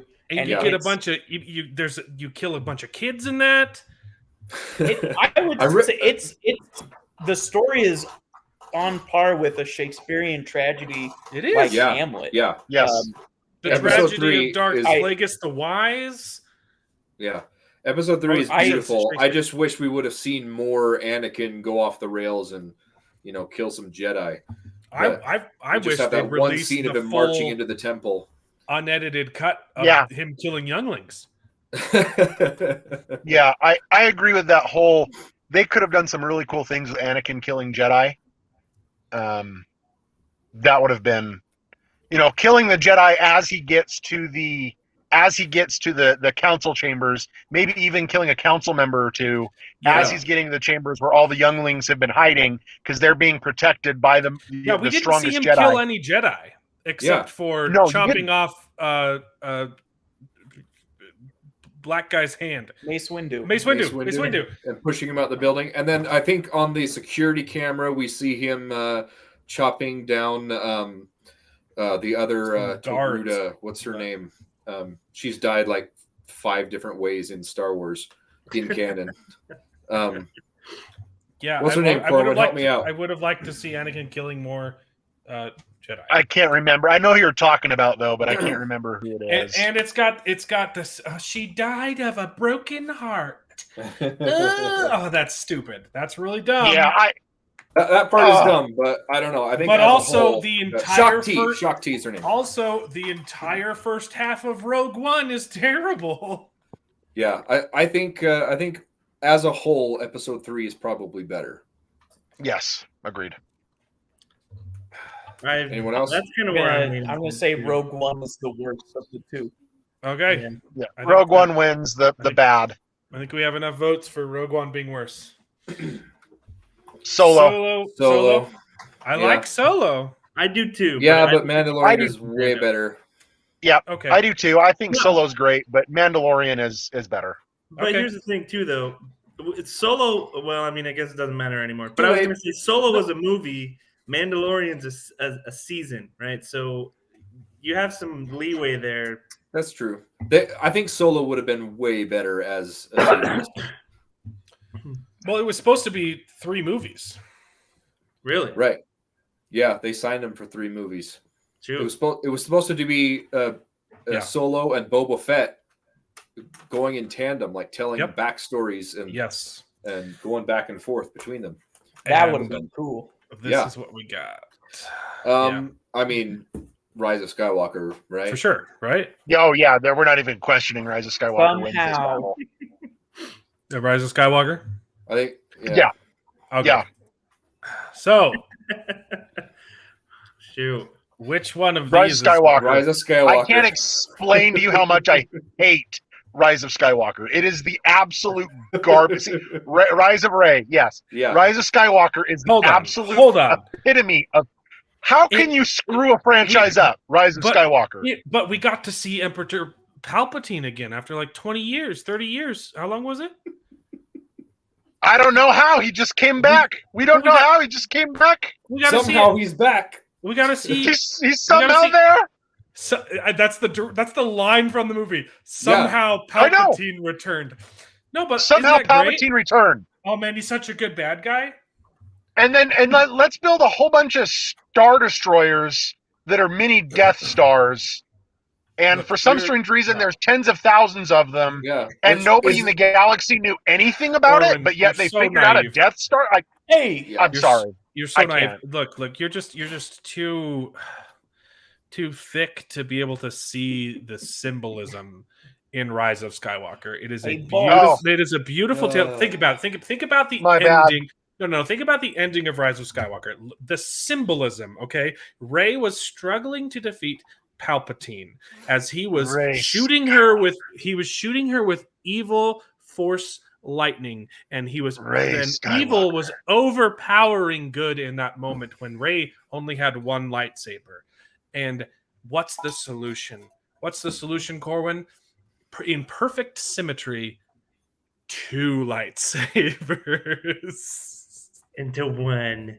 That's, With the- I can't keep up the ruse any longer.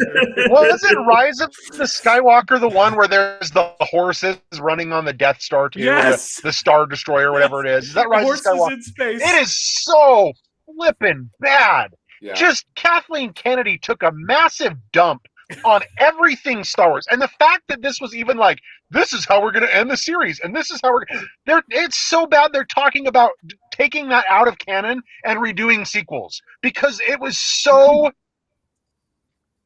Why are we even arguing about this? Just click the dang button already. I will say there was one scene in the movie that I enjoyed. It was Rey fighting Kylo Ren Remotely, via yeah. telepathy. That was cool. I thought that Yeah. was genius. And that's about it. And I like the idea of the mini Death Star on the Star Destroyers, but it was just a wasted concept. Okay, Because it on did that not fit. note, can I just I like to imagine that there was just some deep space trucker that was like, "Hey boss, Oh, I got 1 million tons of spaceship that I gotta deliver to this planet that apparently I need a Sith wayfinder to get to. How'd they make the deliveries? Are we gonna be able to handle these expenses? Because this ain't your typical GPS. What are we gonna do? And just But also, all of Not those, wire a all TIE of those fighter and ships you'll were make it. manned. All Yes. of those ships were manned. Right. Yes. And Where did they get the millions of troops when in episode 2 they're like, we have 1 million up to- troops? Whoa, that's up to- mind-boggling. up to the beginning of this movie, Kylo Ren didn't know about the Emperor. Which means, Right. where did he get all of the people to man the ships? Craigslist.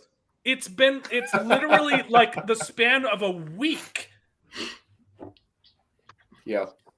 It's so bad. And this is the one thing that Star Wars, I don't think Star Wars has done very well when it comes to numbers wise, when it comes to warring on planets and stuff. They're like in episode 2, they're like, oh, we've got so many thousands of soldiers and we've got 1 million more on the way. Yeah. Congratulations, you have enough to conquer one planet. Like, for whatever reason, Star Wars is always like, the battle for the entire planet takes place in this city. Like, everyone's in this city. And when it's a planet, I've always, and I get it's fantasy and whatnot, but that always kind of irks me. Like, you couldn't take this world over with 1 million soldiers. You couldn't do it. It'd be impossible. How do we know this? Because countries on planet Earth have 1 million soldiers, and they can't take over the world. Like, it's not happening. Yeah. So that always bugged me. It is But- pretty funny. It's funny that pretty much for the most part, one planet equals one faction. Yeah, or city. Like, one Yeah. planet is a big city, or like a country. Yeah. But which is Like- fine. All right, they're futuristic and one country, one planet. Sure, great, whatever. But it's like episode 2. We've got 1 million clones on the way, and Obi-Wan's blown away. Like, holy crap, that's a lot of soldiers. Like, that's nothing. But all right, let's follow that logic. Let's say 1 million troopers is just a huge number in the Star Wars universe. Okay, the Death Star, big. Death Star 2.0, bigger. Planet Death Star, massive. And for some strange reason, these soldiers are just popping up out of nowhere, and nobody knows when supposedly 1 million troops is a big deal. And then suddenly Palpatine comes up and he's like, "I've got 1 billion. Suck it." Like, what? It's so What? yeah. What? Yeah. It's not planned out. $1 billion. I think we could do an entire episode just on the Rise of Skywalker and all of The it. prequels in total, yeah, how they flubbed it up from the beginning and then continued to get worse. Yeah. Like they just continue. It's like, oh, this is going to be an arc that's going to be good in the next one, and no, it's not. Oh, this is going to be a good one that's going to be in the third, and it's not. And this is going to be I feel like they intentionally listened to fan theories and then They're like, we could do that. We could do that. like the Plagueis we thing. could It's make Palpatine. We could bring Palpatine back. Yeah, like, oh, Snoke is Palpatine. Yeah, no, we're not gonna do that. He's just a puppet. Okay. And it's gonna be Palpatine. It's just like, what? Well, Rise of Skywalker wins the worst of the Star Wars properties.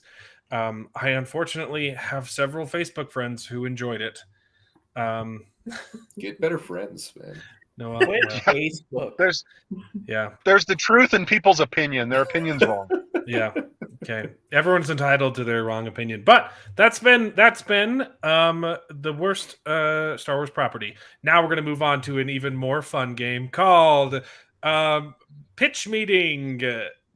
Because we've come full circle. That was fun. We've come full circle. So I've just come up. These could be movies or TV shows, and we can edit them. We can add more genres if we want to. We can change ones if we don't want to do them.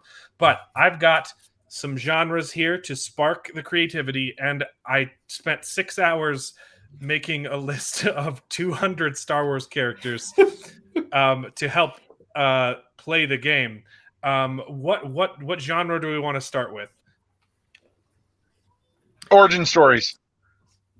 Origin stories. Okay. Is that one of the... It's not. A TV Well, show how or a did you movie? miss origin stories? Because it's not a genre. Sci-fi is a genre. You know, oh, it's fine. Okay. Origin story as a genre? Really? You change teen Okay. to origin story. That's No, kind of that- like that's part of the coming pitch. age. Okay, Corwin, that's part of your pitch. Okay, the description of the show. You have to pick a genre first, and then you can say this is going to be the origin story of the character that you choose. Okay, All right. pick a genre first. I can't see it because my screen's too freaking small. So pick one. You can come up with whatever you want, or you can take one of the suggestions. A I want sitcom, to do drama, a teen comedy, a rom-com, a buddy cop movie, a reality TV show, a game show, a soap opera, a telenovela, a musical, a horror. What do you want to go for? Telenovela. All right, we're gonna take soap opera, basically the same thing, but in Spanish. Okay. Do you need some inspiration here? First off, can you name all these characters? Can't see them. If I could, I would be able to. I've probably got them. Can you send us the link to this so that we could see it on our own screen so that it's bigger and we can... Okay, let me try and do that. Telenovela with Jabba the Hutt. Huh? Okay, hold on. I think Nothing like slugs bumping uglies. Let's do this. Bumpin' Sluglies. All right. Ah, there it is. I think can you just follow that link? That's a Or good sluggily bumping. Ooh, sluggily bumping. We'll put that in the chat. Yeah. If you guys watching want to play along too, you can send your movie pitch. I think can you access that link? Yeah. Okay, it's public. I didn't know if it was public or private. If I needed to make it private, but okay. Now, So is you it want live, Jabba though? the Hutt? Make a change and see what happens. Oh no, you won't be able to change the same thing. If you're opening it on your computer, it'll be local. So Gotcha. But we can see the pictures up close. That's nice. okay, you want Jabba the Hutt? Gotta move him up because I have too many in a soap opera with who? Corwin.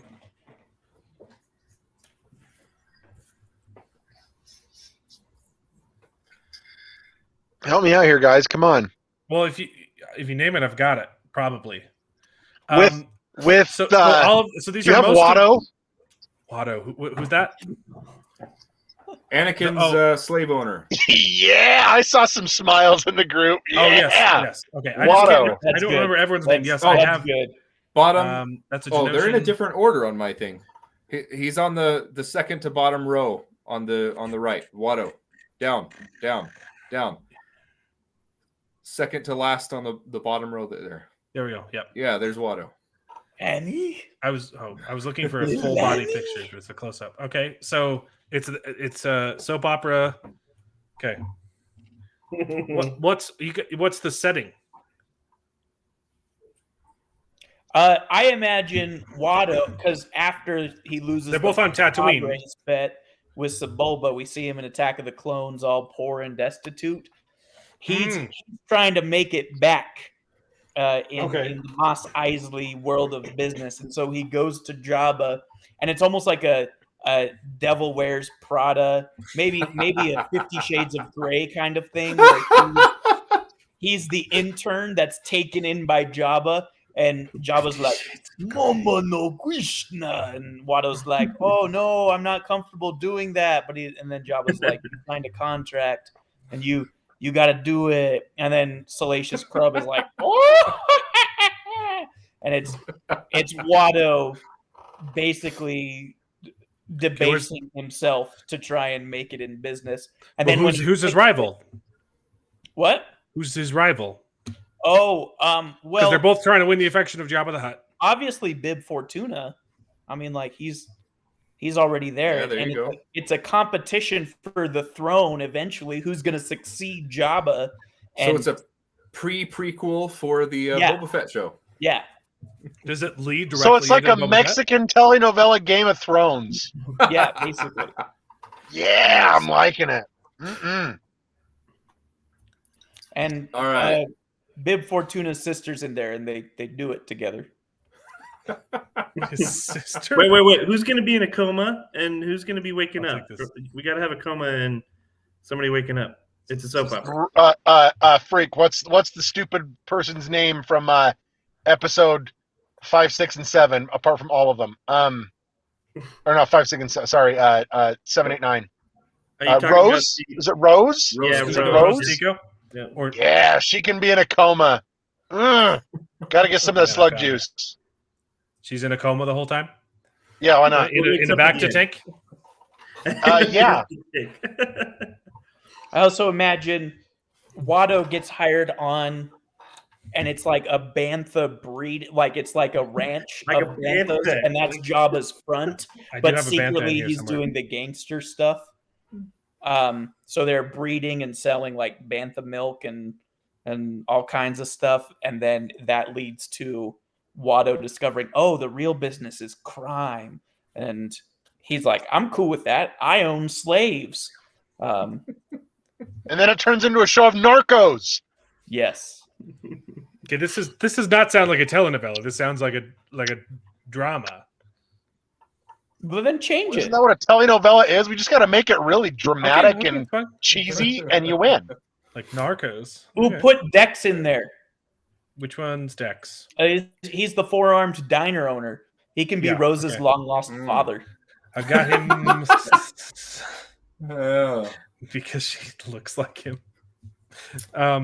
Yeah, so all of these, I will say, just as a note, all of these have appeared in Star Wars movies, except for this one, who is a Disney World A Disneyland employee. Yes, but they introduced like actual characters, and she was on a Star Wars wiki, and I said, okay, let's get a blue-haired Disney employie.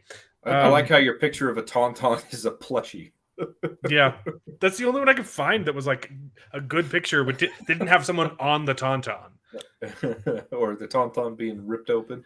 What was I Cut looking open. for? I was looking for a lot of Dex. Rex. Dex. Yeah, Dex. the four-armed. I know that I Dino have guy. him in here. I think he's Obi Kenobi. Yeah. So he's her dad. He's Rose's long-lost father, yeah. Obviously, this isn't Bib Fortuna's sister, but I didn't. Oh, shoot. And that fits in, because in The Last Jedi, Rose was like wanting to free the weird dog horses because they were slaves. Because she was a slave too. So it still works as a prequel. Oh, yeah, there you go. Well, what about Rose's sister? Was she also a slave? because Rose's sister dies at the beginning of The Last Jedi in the ship battle. She's the one that with the bombs. You're right. I forgot about that. She prays to her medallion. And I mean, That's technically, easy. Jabba the Hutt died by Leia, so we're kind of doing a time travel thing here, but why not? Well, no, Rose and her 7, 8, sister 9 are prove that both- we can do whatever we want with Star Wars and get away with it. Let's do it. Yeah. Well, the Rose in The Last Jedi could be a clone of this Rose. Oh yeah, that work. This There you happens go. Maybe they're during triplets. the original trilogy. Yeah, like, between 2 and 3. between Empire and Last Jedi. Or sorry, 5 and 6. Yeah. And then when Jabba is strangled, the final season is Bib Fortuna and Watto going at it to see who's going to get the throne. And then Bib Fortuna comes out, and then Watto ends up on the streets. And Rose and sister get out. Got it. Very nice. Yeah. All right, shall we move on? I've got another. It's pretty good. It's Yeah, pretty good. David. one more. David. Yeah. I know Go we're ahead, good. Corbin. We're good? Oh, okay. I got a reality TV pitch. Okay. Let's do David's first. David had as Oh, okay, yeah, go ahead. Yeah, so I wanted a let's see. We could maybe do a rom-com or I think probably rom-com is the closest thing, like coming of age rom-com thing. Okay. Okay.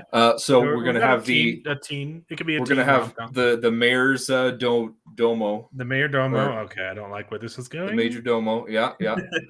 I mean, when you said we're gonna do spin-off series, all of my ideas are Boba to Fett the Boba related? Fett. Yeah.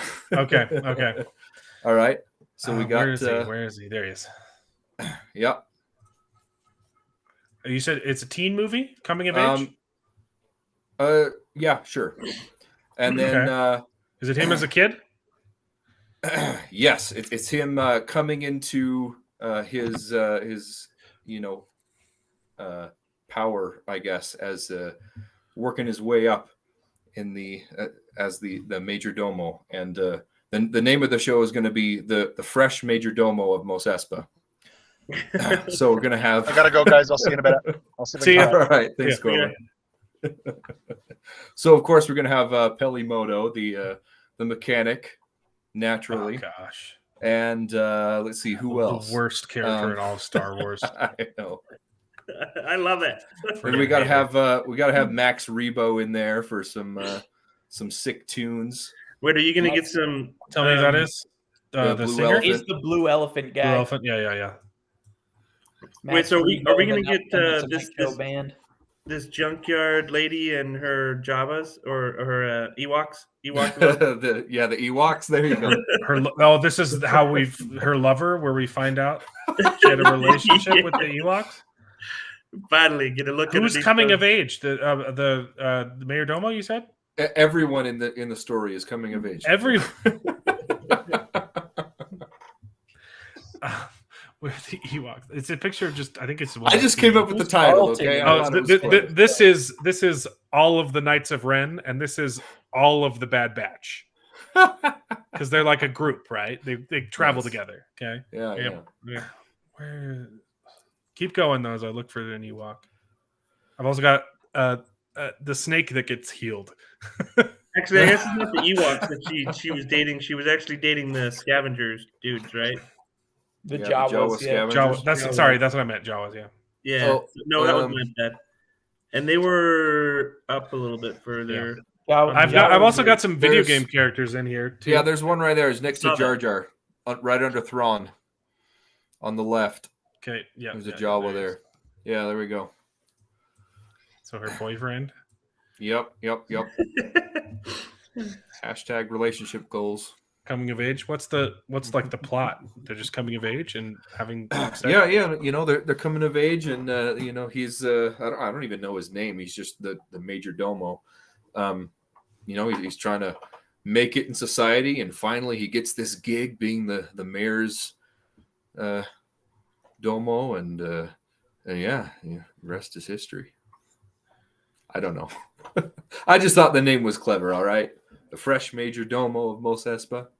I like Ha it. ha ha! Funny. We've also got the transgender Twillick. Yeah, yeah, sure. Throw him in there for good measure. Well, actually, All right. so- He's pretty young What and makes him transgendered? his ears. He has all male Twillicks have human ears. Female Twillicks have little bumps. Oh, Yeah. They didn't pay attention and they threw women. Either it was intentional, and they tried to make a character that was a transgender Twillick, or they just didn't pay attention. They just didn't pay attention to the canon at all, and just threw a thing on his head, not realizing that male Twillicks have human ears, human shaped. Anyway, who's next? Well, I got Okay. one. Yeah, you got one. Okay, so you're gonna need Sebulba, Okay, and I've got him. You also need, the Asian balding pilot from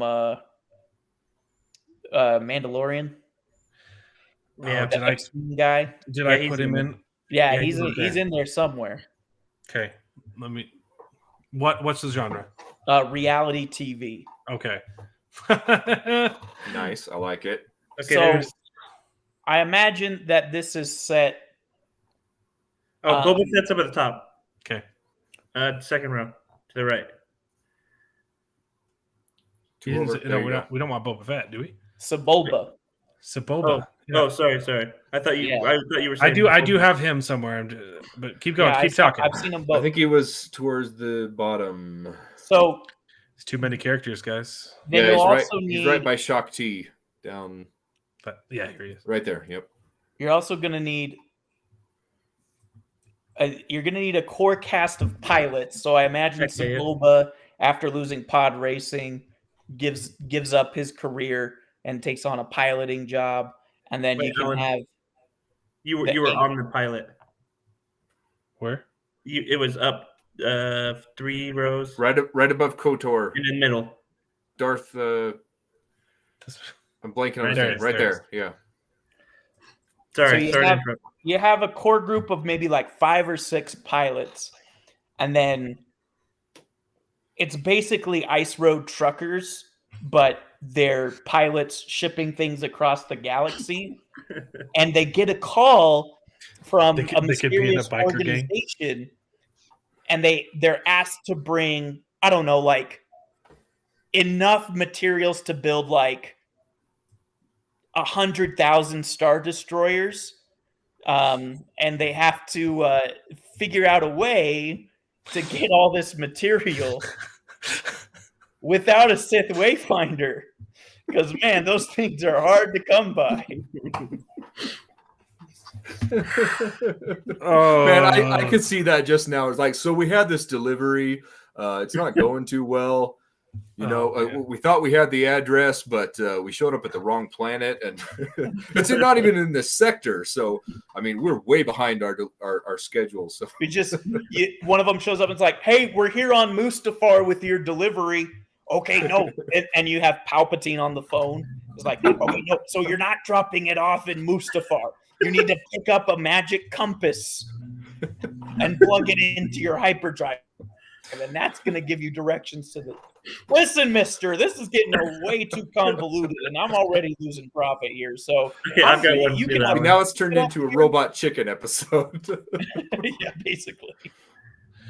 All the droids. Oh,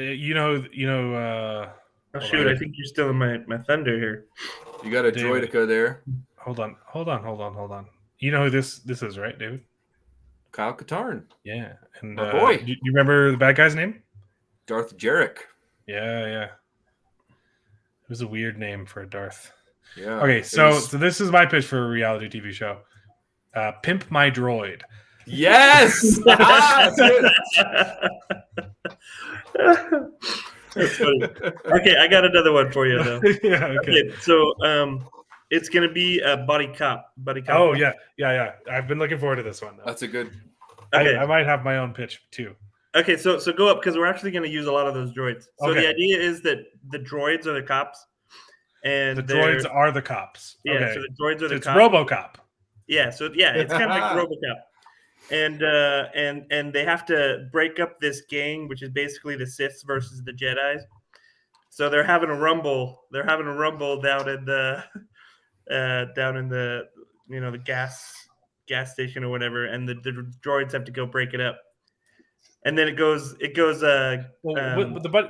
the pairing? Because you got to have a buddy cop. You're right. So these are all in the Force, but you got to have a straight man and a loose cannon. You're right. Okay, hold on. All right, let me look at these ones. Hold on. We got. Okay. Here we go. Straight man is going to be the dark droid. The big tall ones. Okay. Yeah. This one from Rogue One. Yes, that's a good. Yes, that one. The K2S droids. So that's the straight cop. Okay. And then the one that's not a straight cop is going to be your. It's a straight man. A straight man. When you say straight cop, it sounds like he's just not gay, but a straight man is a term. Yeah. Right. Anyways, so go back up. It's your BB-8. BB-8. Yeah. Okay. So he's the loose cannon. They're the which one's been on the Force longer, and who's the new partner? Oh no, BB-8. I don't need a partner. Right? Huh? Yeah. BB-8's definitely the new partner. Yeah. Okay. BB-8's the rookie. Yeah. So I can see him just charging out. So Alan Tudyk has been on the Force, and he's too old for this crap. Yeah, that's BB-8, good. He gets. I don't need a part. My last partner was killed by a Sith. I don't need no rookie. I could calculate the percentages of this rookie droid dying on the first day. Oh, is it going to be like training day? Is the grizzled cop kind of corrupt? No, I don't think so. I think he's just getting transferred. So BB-8's getting transferred from another division. Okay. Because he got into some crap or something like that. Crack? Yes. He was busting the Siths, and some of the crack went missing, and so he got transferred. They couldn't exactly pin it on him, but just to like exactly to let the hot water die down. So he's pinned. So that's the pairing, and they're dealing with Sith versus Jedi. No, actually, I kind of want to think that one. Let's do. Let's see. I got to look at some of these guys again. Hold on. This is Death Sticks guy, by the way. Yes, I've got plans for him. And this is my least favorite character of all time. Which one? It's not the mechanic. No, this is the really? Jedi, the ex Jedi in Fallen Order. Yeah. I hated her so much. Really? Also, the way they 3D did her character, her eyes were popping out of her head the entire time. And it looked horrible. Well, but that's how she is, isn't she? That's like I don't know. That's how. Yeah. Actually, so I'm thinking what we'll have is for the gang we'll have the Wookiee or the Power Rangers, Wookiee gang. No, Wookiee. Black Chrysanthemum. Yeah. Wookiee gang. African American Chrysanthemum, is it? Sure, but it's a gang of Wookiees, right? Yep. So it's a gang of Wookiees versus. I think that's all the Wookiees I have. Yeah. Yeah, that's generally all you have. Oh, I wonder if it would be like versus the. This is the supporting cast right here. Well, I'm thinking they would support. I mean, they would go against the Ewoks. Okay. Yeah. Okay. Yeah. Wookiees, or the Ewoks were originally supposed to be Wookiees, and then they changed it. So. Are the Wookiees moving in on the Ewoks territory then? Yeah, you better believe it. Yeah, those Ewoks, they're sneaky. So they've been the Wookiees they've got their established crime system, and the Ewoks are coming in and they're trying to take over. I like this pitch. This is nice. This is Do you good. get a 3 Ewoks in a trench coat scene?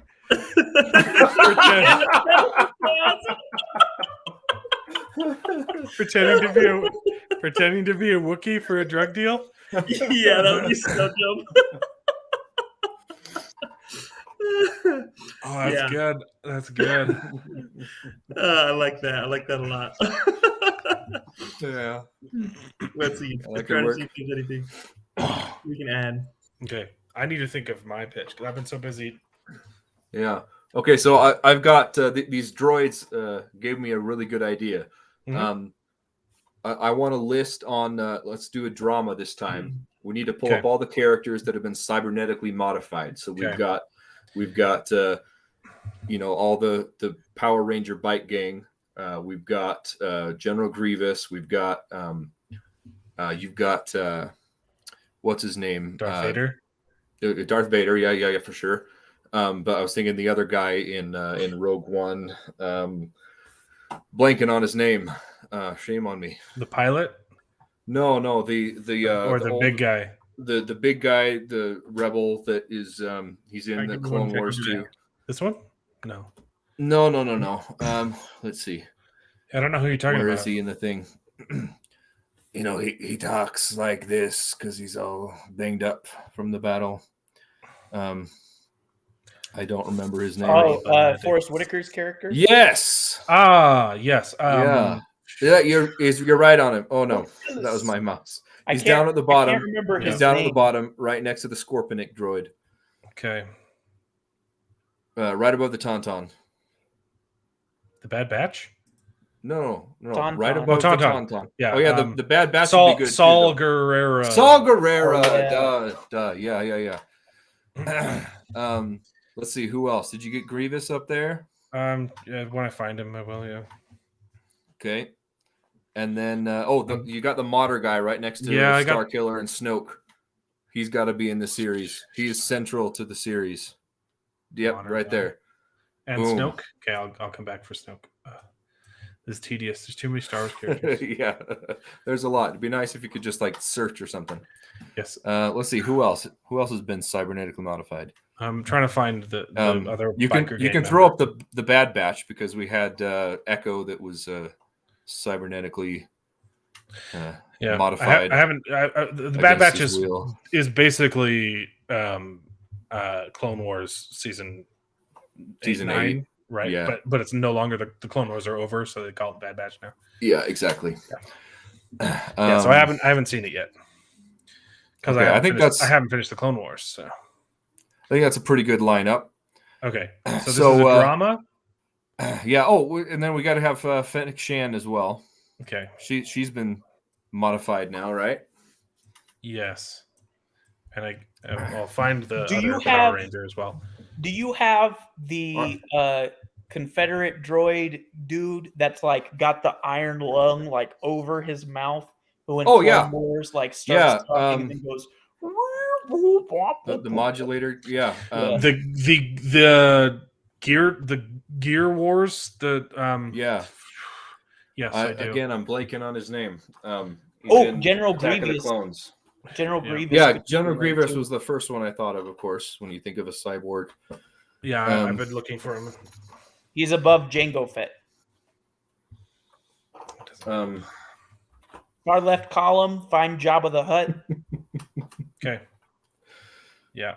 There you go. I was looking for 4 lightsabers. And Me too.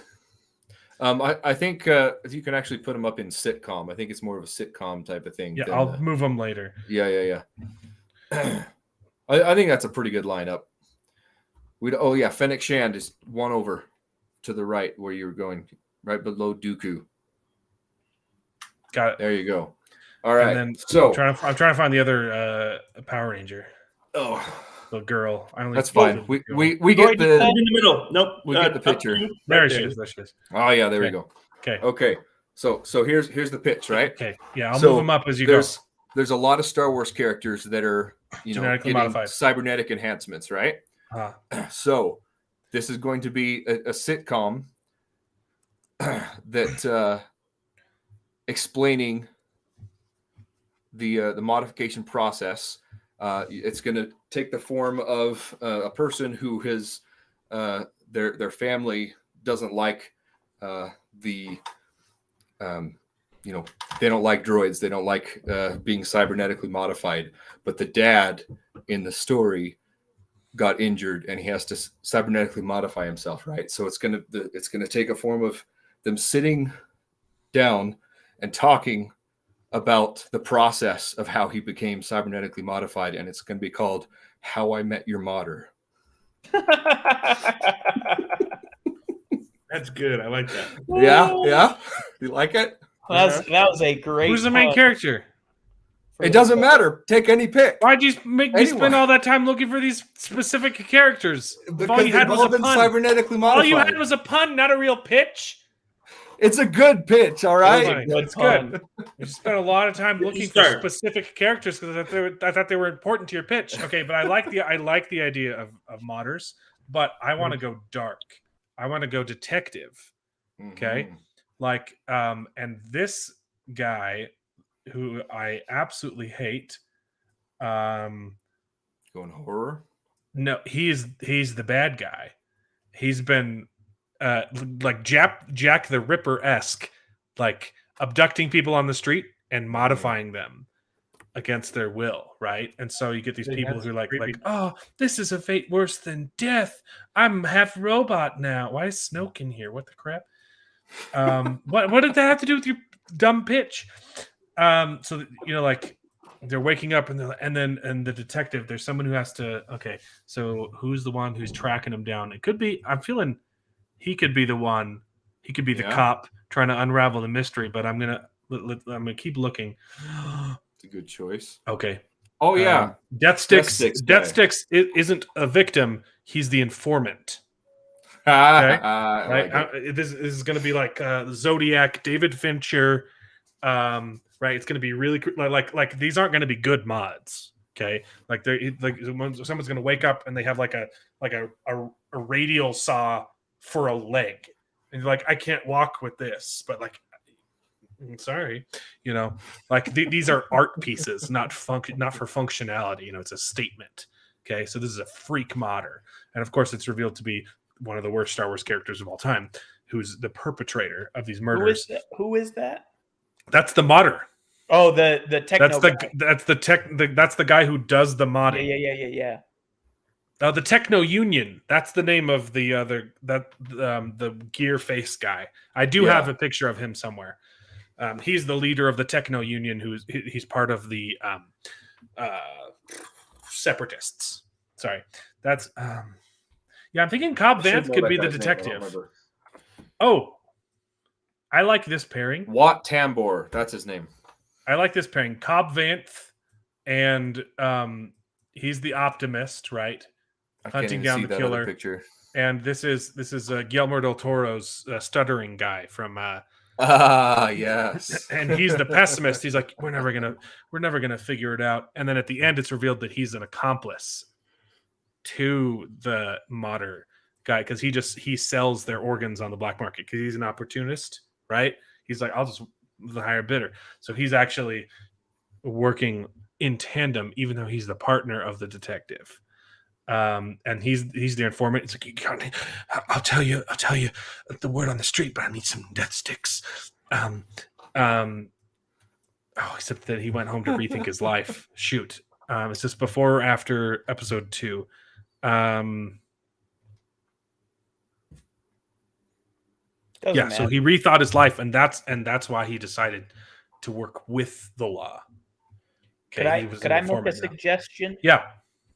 A robot, like a red herring, could be a red robot herring that is buying the leftover human parts to mod to become human. He wants to become human. Yeah, so he's buying the leftover body parts, and he is like this gross amalgamation of. It's one of these droids. Yeah. He's got patches of. He's making a human suit. Like Silence of the Lambs. You get That's good. Throw up Jacob Ironside's comment. This. Oh, sorry. I've been involved in my own pitch. I haven't been looking. Yeah, that's a good suggestion. A Twillick-owned computer repair store that's a cover for a butcher shop that sells human meat. What? So it's like a Edward Scissor. I'm not Edward Scissorhands. It's like a How? Sweeney Todd. Yeah, Sweeney Todd. Yeah, Sweeney Todd. But with what does the computer store have to do with it? Because how would a computer store sell meat? It's good though. Okay. I think there needs to be. You guys have seen Seven? No. Oh, okay. yeah, the movie. Yeah. What's in the box? What's in the box? Oh, there could be a scene. There could be a scene. There could be a scene where like they're running out of options, right? And they have to go like, we're never going to find the killer. And if we're not willing to stoop to his lows. And so they pull out, this is that mind reading alien from Rogue One. And so they like, maybe they have to turn on Death Stick's guy. They're like, I can't sell it, but his family, I can't tell you who it is. And so like, no, like we got to find the killer. And he straight up, they accidentally like kill Death Stick's guy, and he's like, what have I done? I've become part of the problem that I'm trying to solve. And man, I like this. I would genuinely watch this. That would be a good horror. Yeah, I'm getting excited about that. I think that's it. Jar Jar Binks jumps in, and Jar Jar Binks. Jar Jar Binks just gets killed though. There you go. Yeah, he was one of the failed experiments that didn't survive. No. See, it would be great actually if you played on the whole Sith thing, right? And like brought him in as like one of the main bad guys who's like pulling the strings. He's pulling the strings. Yeah, right. Okay, so this is the killer, but he's doing these things at the suggestion of someone else to achieve some other purpose. So the killer is found, but it's part of a larger plot to spread mistrust in the modding community so that people buy Apple products instead of PC.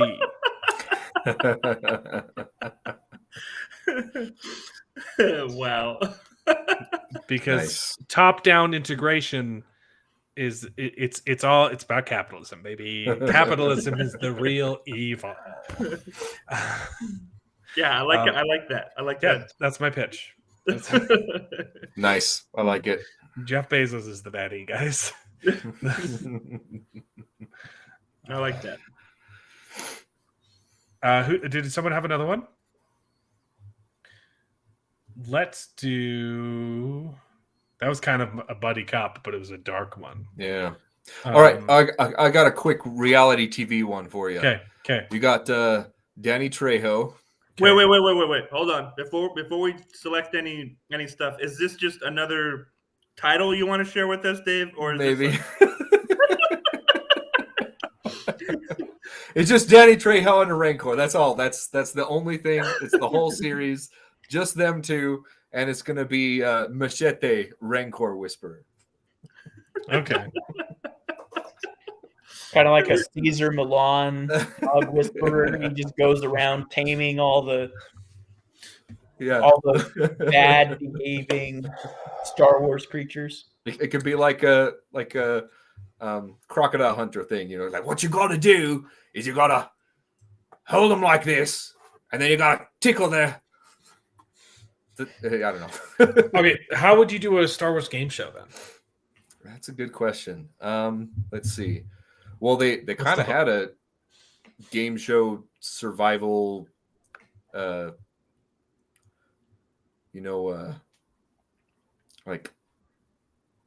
hunting for sport or Hunger Games type of scenario. They've done that a couple times in Star Wars, so it could be one of those twisted reality TV. I have a semblance of a game, but it's not all there yet. I might need your help. Do you remember the game? It's not What I Lie to You. That's the British one. It's the game show at the start of Catch Me If You Can. Have you seen Catch Me If You Can? Oh, is that like the con artist but the movie opens with the scene from a game show that he actually appeared on after he was caught. And oh, is that like the real? You have to choose the real. Yeah. Yeah. So there's 3 versions of the same person. Hi, I am. Oh, what was his name? It's one of my favorite movies of all time. I'm trying to remember the main character's name. What's the game show called?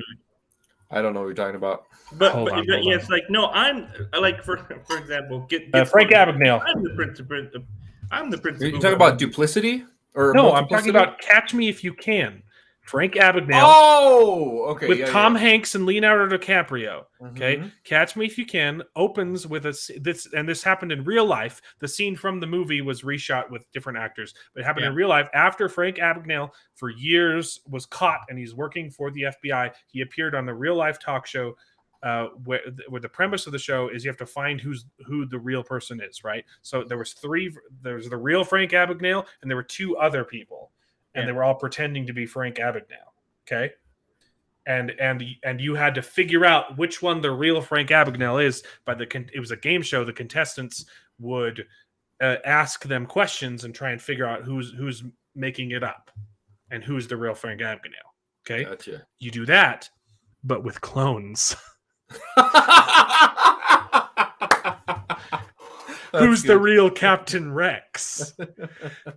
That's good. I was thinking Mandalorians, but yeah, clones. That's fun. Oh, with Mandalorians, they're all wearing helmets. Yeah, they're all wearing helmets. Okay, would you please take your helmet off? And Boba Fett's just like, oh yeah, sure, yeah. Oh, well, you're not Mando. You're not Din Djarin. Yeah, it's the show is called To Tell the Truth. Yeah, To Tell the Truth. That's a good movie. I love Catch Me If You Can. I've seen that so many times. It's a good film.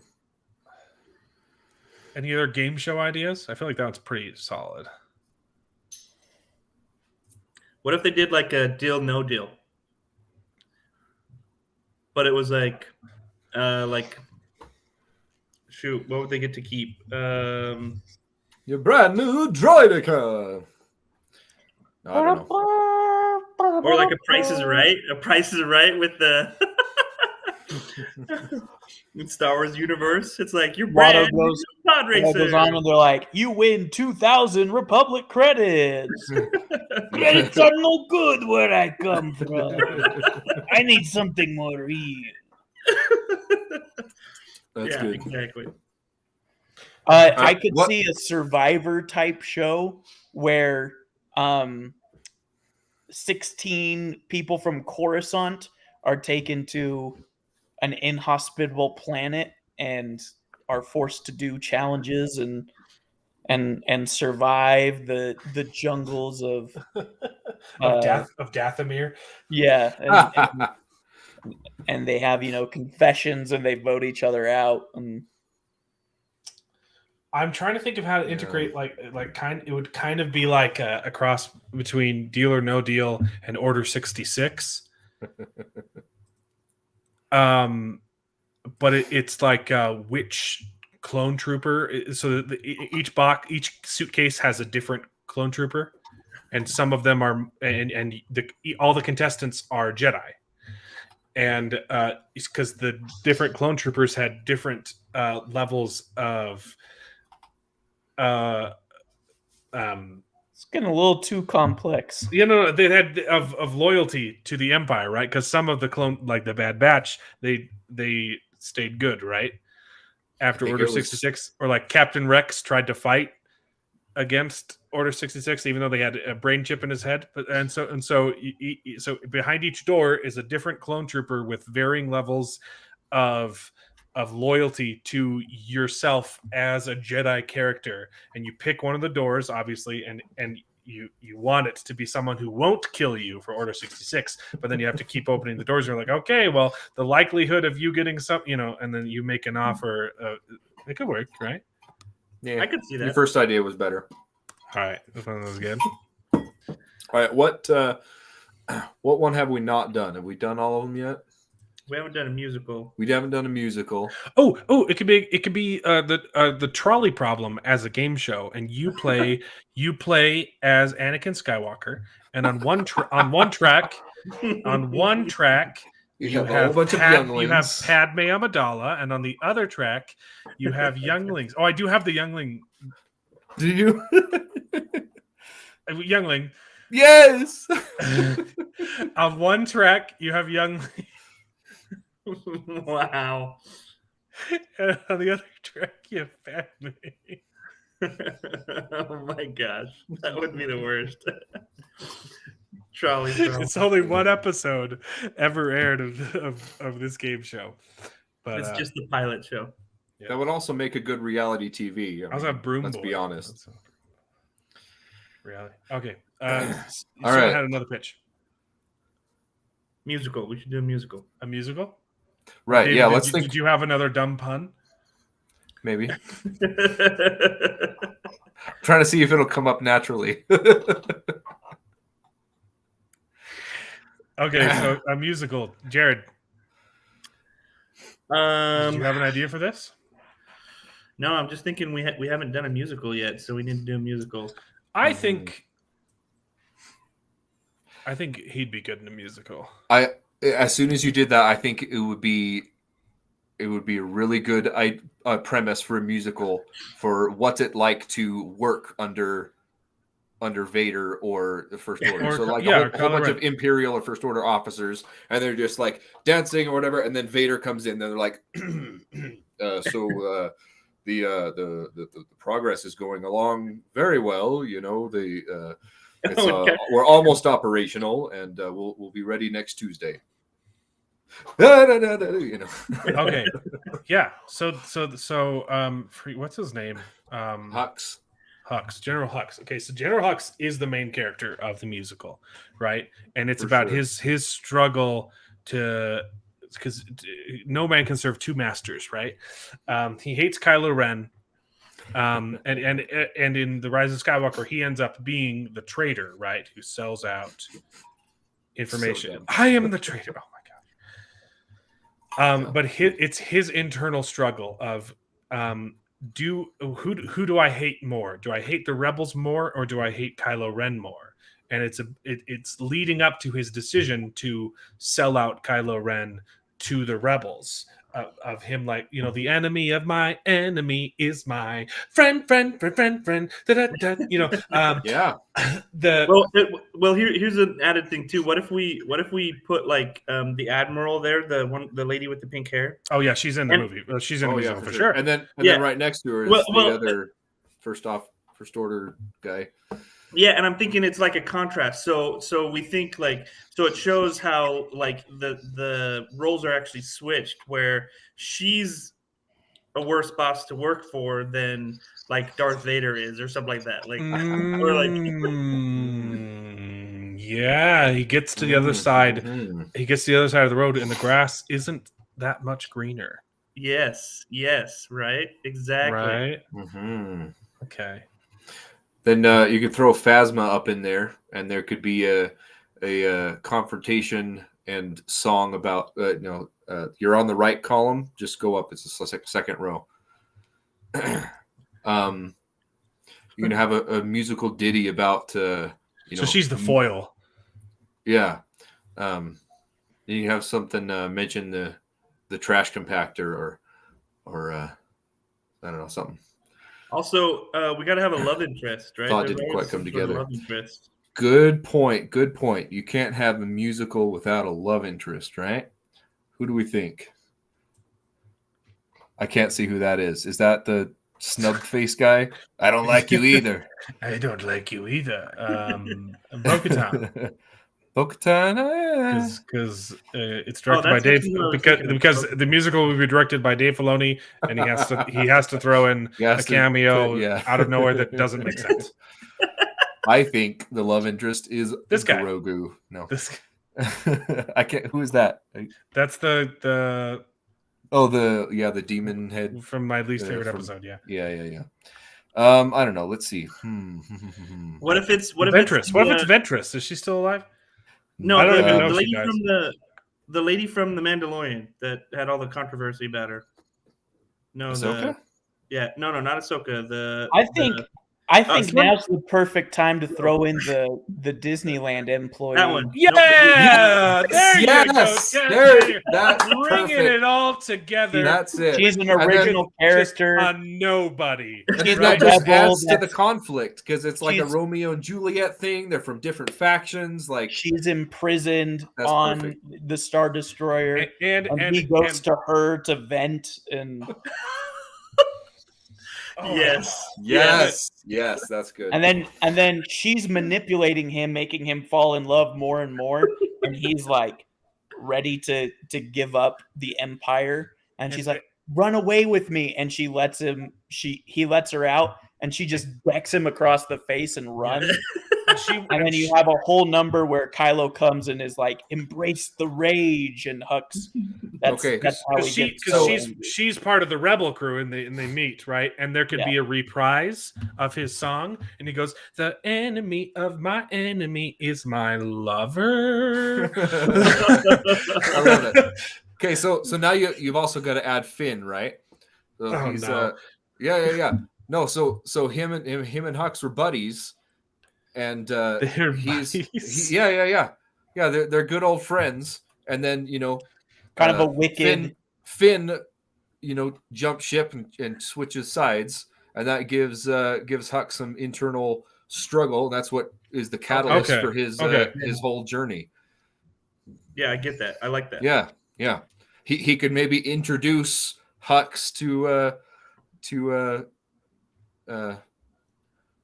Canto Bight, not Canto Bight. What's the Star The Wars casino land? planet? No. what? What's the Star Wars land that? Galaxy's Edge. Galaxy's Edge. Yeah, but that's not what it's called. They have a name. Yeah, they have a name. I don't know. But, hey guys, this has been fun, but I I don't gotta know. keep going. Yeah. Yeah. Yeah, Well, I think we goodness, did all so of long. them, right? Yeah, I think so.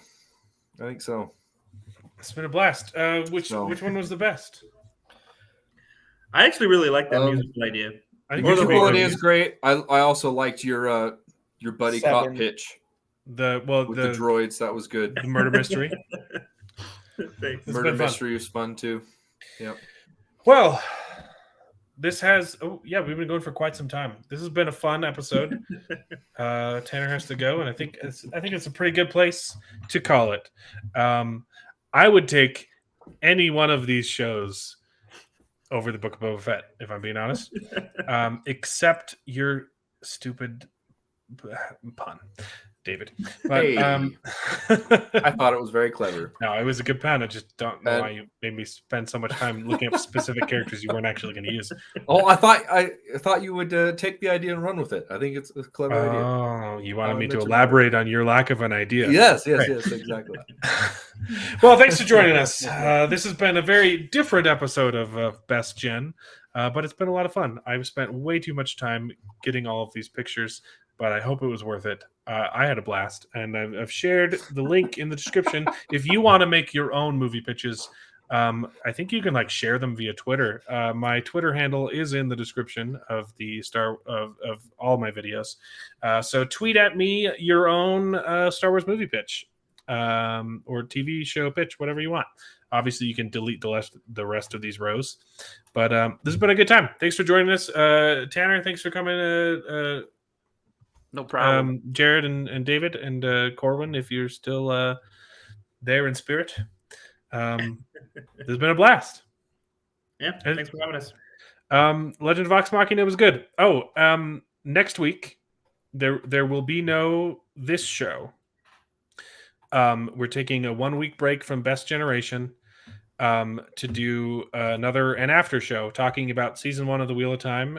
We've got a special game we're going to play where we map out the entire show run, the entire show life of the show, planning which books should be penned for which season, and there's going to be some surprises.